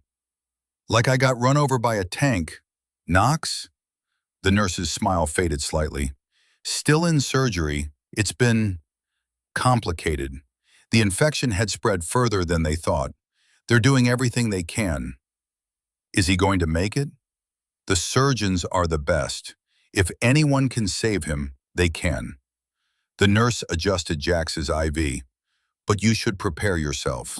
Even if he survives the surgery, recovery will be long. Months, maybe longer. Jax nodded, not trusting herself to speak. The day dragged. Jax tried to sleep, couldn't. Tried to eat, managed a few bites. Mostly she stared at the ceiling and waited for news about Knox. At 1400 hours, a surgeon came out of the OR, still in scrubs, looking exhausted. He found Jax's bed, pulled up a chair. Master Sergeant Knox made it through surgery, he said. We removed 2 liters of infected tissue from his leg, flushed the wound, placed drains. He's stable now, but the next 72 hours are critical. If the infection doesn't return, if his kidneys recover, if his heart holds up, he'll live. That's a lot of ifs. It is, but he's strong, stubborn. That counts for something. The surgeon stood. You saved his life, Sergeant. Getting him here when you did, another 12 hours and no surgeon in the world could have helped him. After he left, Jax sat with that. She'd saved Knox's life. Knox had saved hers. Werner had saved them both by dying when he did, ending the threat, allowing them to call for extraction. War was brutal math, but sometimes the equation balanced. They moved Knox to the ICU the next morning. Jax was in the bed 3 down, so she could see him through the gap in the curtains. He looked small, diminished. Tubes everywhere, monitors beeping, machines breathing for him. Nothing like the hard-ass Master Sergeant who'd trained her, who'd survived 30 years of combat, who'd faced his demons in a frozen canyon. On the second day, Knox woke up. Jax was dozing when she heard his voice, hoarse, weak, but unmistakably his. Where am I? She was out of bed before the nurses could stop her, limping to Knox's bedside on frostbitten feet. You're at Bagram. You made it. We both did. Knox's eyes focused on her. Werner? Dead. You and I both hit him. He died in the canyon. Knox was quiet for a long moment. Then, what did he say? At the end. Jax hesitated. He said to tell you he forgives you. Said revenge doesn't bring back the dead, just makes more ghosts. Knox's eyes filled with tears. Not grief, release. 15 years of guilt, 15 years of carrying the weight of 3 men's deaths, finally lifted, not erased but acknowledged, forgiven. I don't deserve it, he whispered. Maybe not, but he gave it anyway. Jax took his hand. You can't change the past, Knox. Can't bring back Jackson, Rivera, or Chen, but you can honor them by living, by being better. I'm not sure I know how to do that. Neither do I, but we'll figure it out. She squeezed his hand. Together. 5 days later, they were stable enough for the debrief. A colonel from intelligence came to their ICU beds with a recorder, a notepad, and questions. Walk me through it, he said, from the initial contact at the OP to Werner's death in the canyon. Every detail. Jax and Knox took turns, filling in the gaps in each other's story. The ambush, the storm, the psychological warfare, the final confrontation. The colonel took notes, asked clarifying questions, never showing emotion. When they finished, he closed his notepad. David Werner, former Delta operator, declared missing in action in 2009, presumed dead. Turns out he survived, went rogue, spent 15 years planning revenge. He looked at Knox. You understand this opens up a lot of uncomfortable questions, Master Sergeant, about the operation that left him behind, about command decisions, about... I understand. Knox's voice was steady. I'll answer whatever questions need answering, write whatever reports need writing. I'm not running from this anymore. The colonel nodded. Good, because there will be an investigation, probably a board of inquiry. Your career... My career is over. Knox gestured at his leg, the machines, the hospital bed. Medical retirement, probably full disability. I'm done. Maybe, maybe not. The colonel stood. Either way, you both did good work out there. Werner was a legitimate threat. We've got evidence he'd killed at least 6 coalition personnel over the past 3 years. all made to look like Taliban attacks. You ended that threat. That counts for something. After he left, Knox looked at Jax. He's right. About the investigation, they're going to dig into everything. The original op, the decision to leave Werner's team, all of it. Let them dig. You followed orders, made a hard call in combat. That's not murder, it's war. Tell that to Werner's family. Tell that to Jackson's fiancée, Rivera's kids, Chen's parents. Knox closed his eyes. I've spent 15 years telling myself I did the right thing, and I still don't know if that's true. Maybe it's not about right or wrong. Maybe it's about doing the best you can with the information you have, in the moment you have it. Jax shifted in her bed, wincing at the pain. You made a call. It saved 40 lives and cost 4. That's war. It's not fair, it's not just, but it's the reality. And you think that's enough? I think it has to be, because if we second-guess every decision, relive every loss, we'll never move forward. We'll end up like Werner, frozen in the past, consumed by revenge. She looked at him. Is that what you want? Knox was quiet for a long time. Then, no, I want to live. Want to go home, see my daughter, try to make amends for all the years I wasn't there. Want to, he trailed off. Want to be something other than a soldier for once. Then that's what you do. You let the investigation happen. You tell the truth, and you move on. What about you? What are you going to do? Jax looked at her hands, bandaged where frostbite had bitten deepest.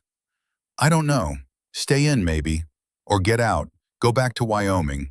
Figure out who I am when I'm not holding a rifle. She smiled slightly. 24 confirmed kills. Not a bad record to retire on. 24? Werner makes 24, and that's enough. I'm done counting. A week later, they moved Knox to a rehabilitation facility in Germany. The leg was healing, slowly, but he'd never walk without a limp. Never run again, never climb mountains, never do 100 things he'd taken for granted for 30 years. But he was alive.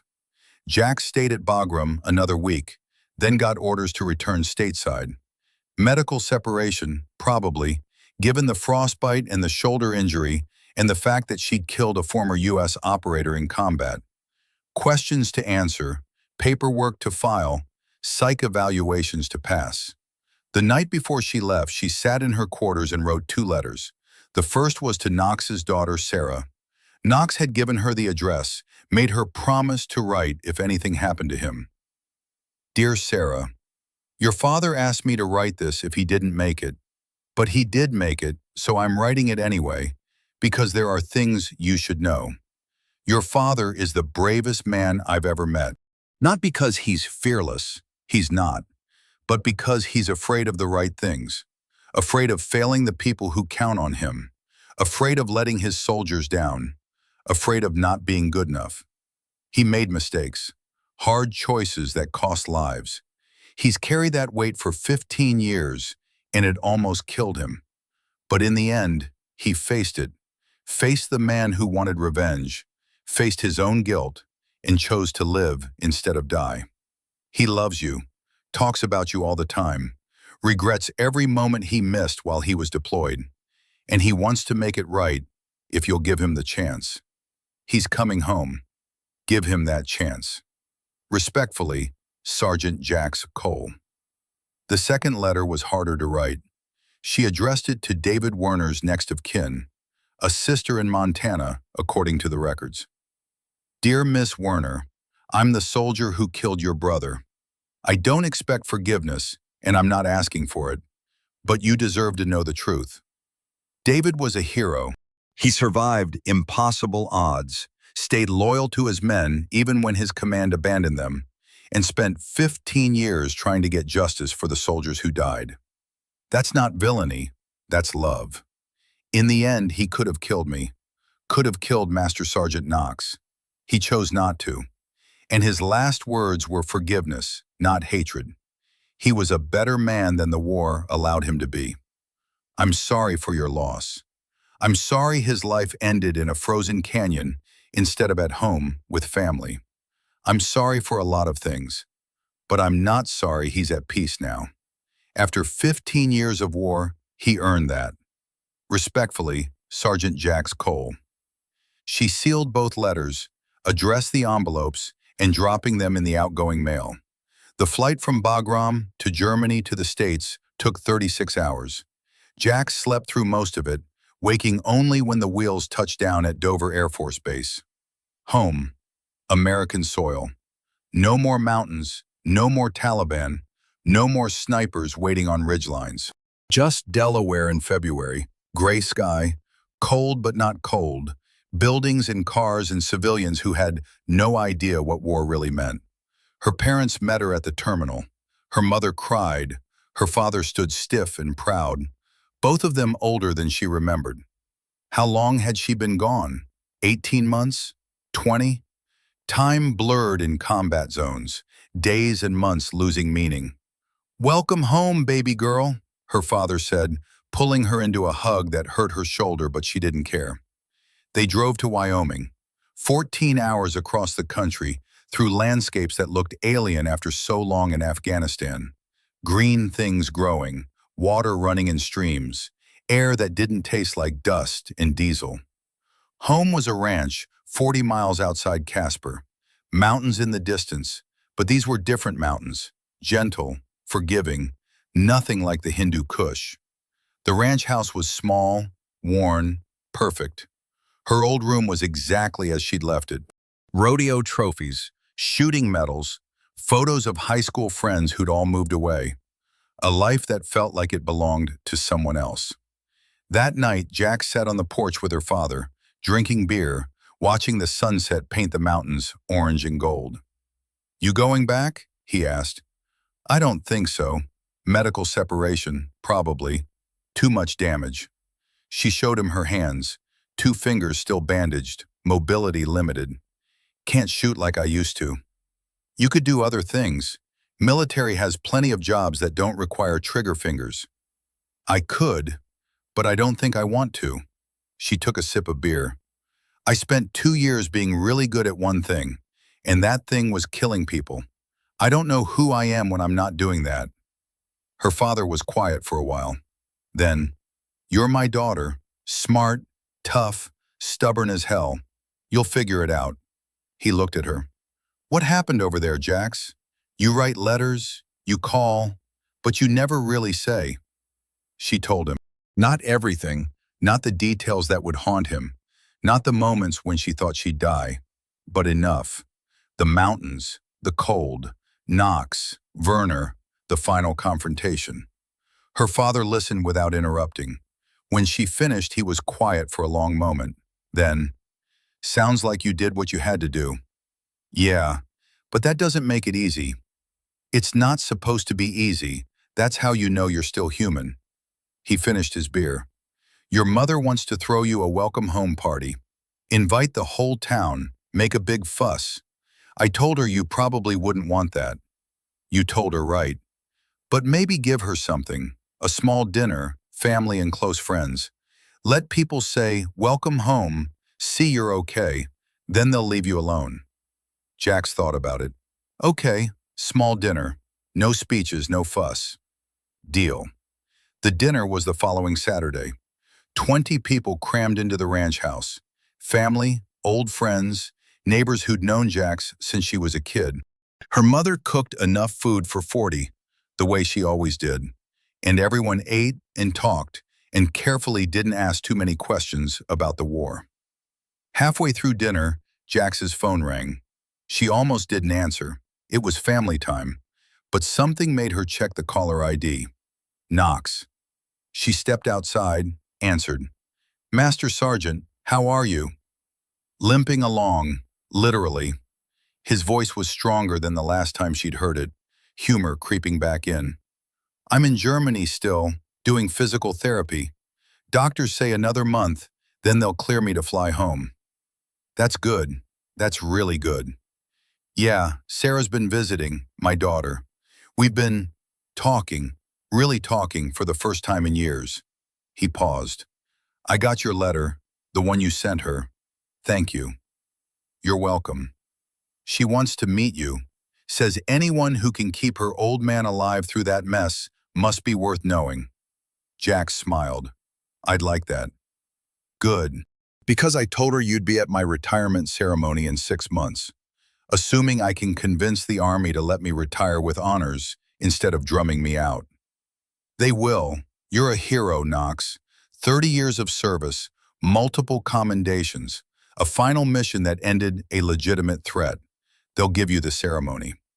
Maybe. We'll see. Knox's voice softened. How are you doing? Really?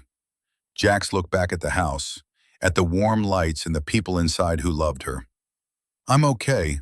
Still figuring things out. But I'm okay. Good. You earned that. Earned the right to be okay. A pause.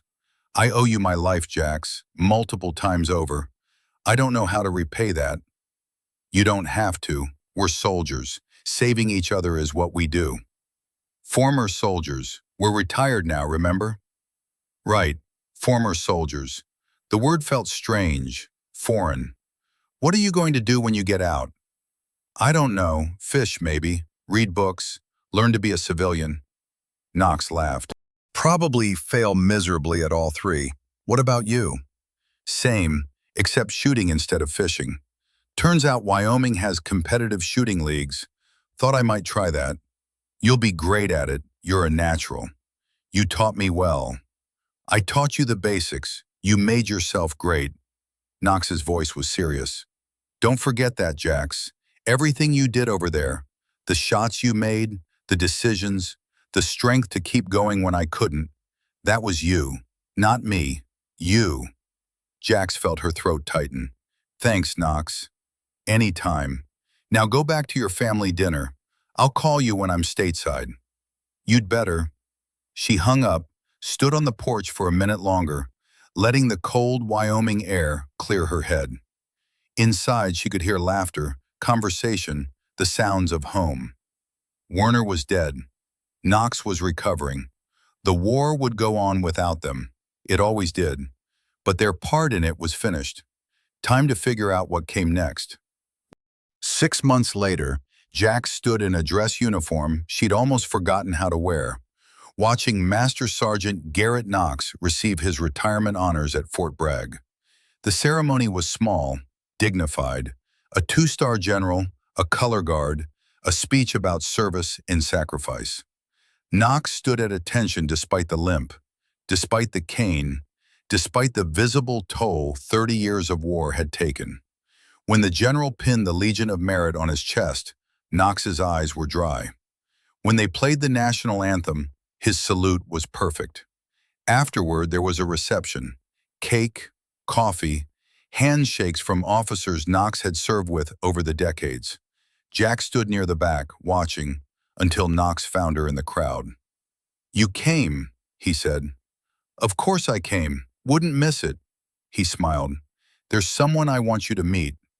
He gestured, and a woman in her 30s approached. Dark hair, Knox's eyes, a wariness that suggested she'd spent years being let down. Sarah, this is Sergeant Jax Cole. Jax, my daughter Sarah. They shook hands. Sarah's grip was firm, assessing. Thank you, Sarah said quietly, for bringing him home, for the letter, for everything. He would have done the same for me. I know, that's who he is. Sarah looked at her father. I'm still mad at him. For all the years he wasn't there, all the missed birthdays and graduations. But I'm trying to understand that he was doing something important, that he was saving people, even if he couldn't always save himself. That's all any of us can do, Jack said. Try to understand. Sarah nodded. Well, I should let you two catch up. Dad, I'll meet you at the car in 20 minutes? 20 minutes, Knox confirmed. After Sarah left, Knox and Jax walked outside, away from the crowd. The base was quiet, afternoon sun warm on their faces. She's good, Jack said. Your daughter, strong. She is. Getting to know her again has been, Knox trailed off. It's been the best part of all this. Making amends, building something real. What about the investigation? The board of inquiry? Cleared. They ruled that I followed proper chain of command, made the best decision available with the information I had. Werner's actions afterward, going rogue, killing coalition personnel, those were his choices, not mine. Knox looked at the distant tree line. Doesn't mean I don't carry it. Jackson, Rivera, Chen. I'll always carry them. But at least now I can carry them without the weight crushing me. That's progress. Yeah, what about you? Still shooting competitively? Placed third in the state championships last month. Would have been first, but my hands. She showed him the scars where frostbite had taken its toll. Limited mobility in 2 fingers. Throws off my grip. Third place out of how many? 200. Then I'd say you're doing pretty damn well, Sergeant. Knox smiled. You're going to be fine, Jax. Better than fine. You're going to be great. They stood in silence for a while, watching the sun sink lower. Do you ever think about it? Jax finally asked. The canyon, that moment when Werner could have killed us but didn't, when he chose forgiveness instead of revenge. Every day, sometimes I wonder what would have happened if I'd made a different choice 15 years ago. If I'd insisted on waiting for Werner's team, risked the other 40 men to save 4, maybe they all would have died. Maybe none of them would have. There's no way to know.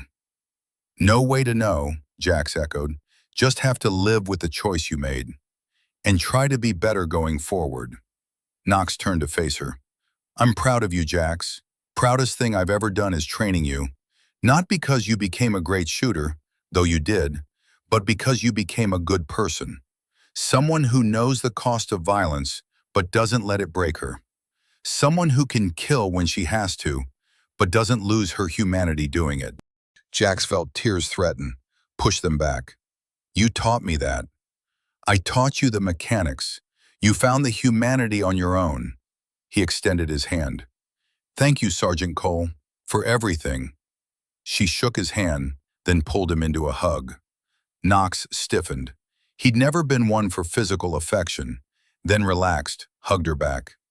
You're welcome, Master Sergeant Knox, and thank you for teaching me, trusting me, and not dying on me in that canyon. Wouldn't dream of it. They separated. Knox checked his watch. I should go.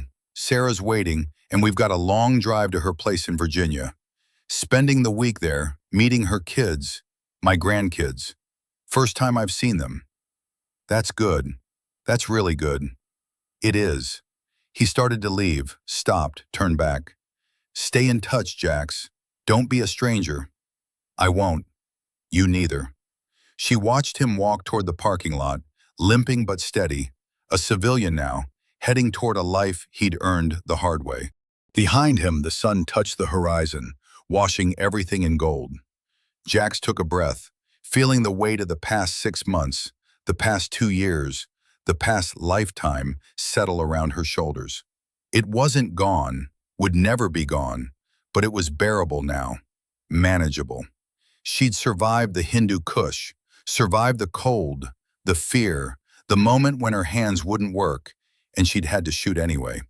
Survived Werner's revenge, Knox's guilt, and her own doubts.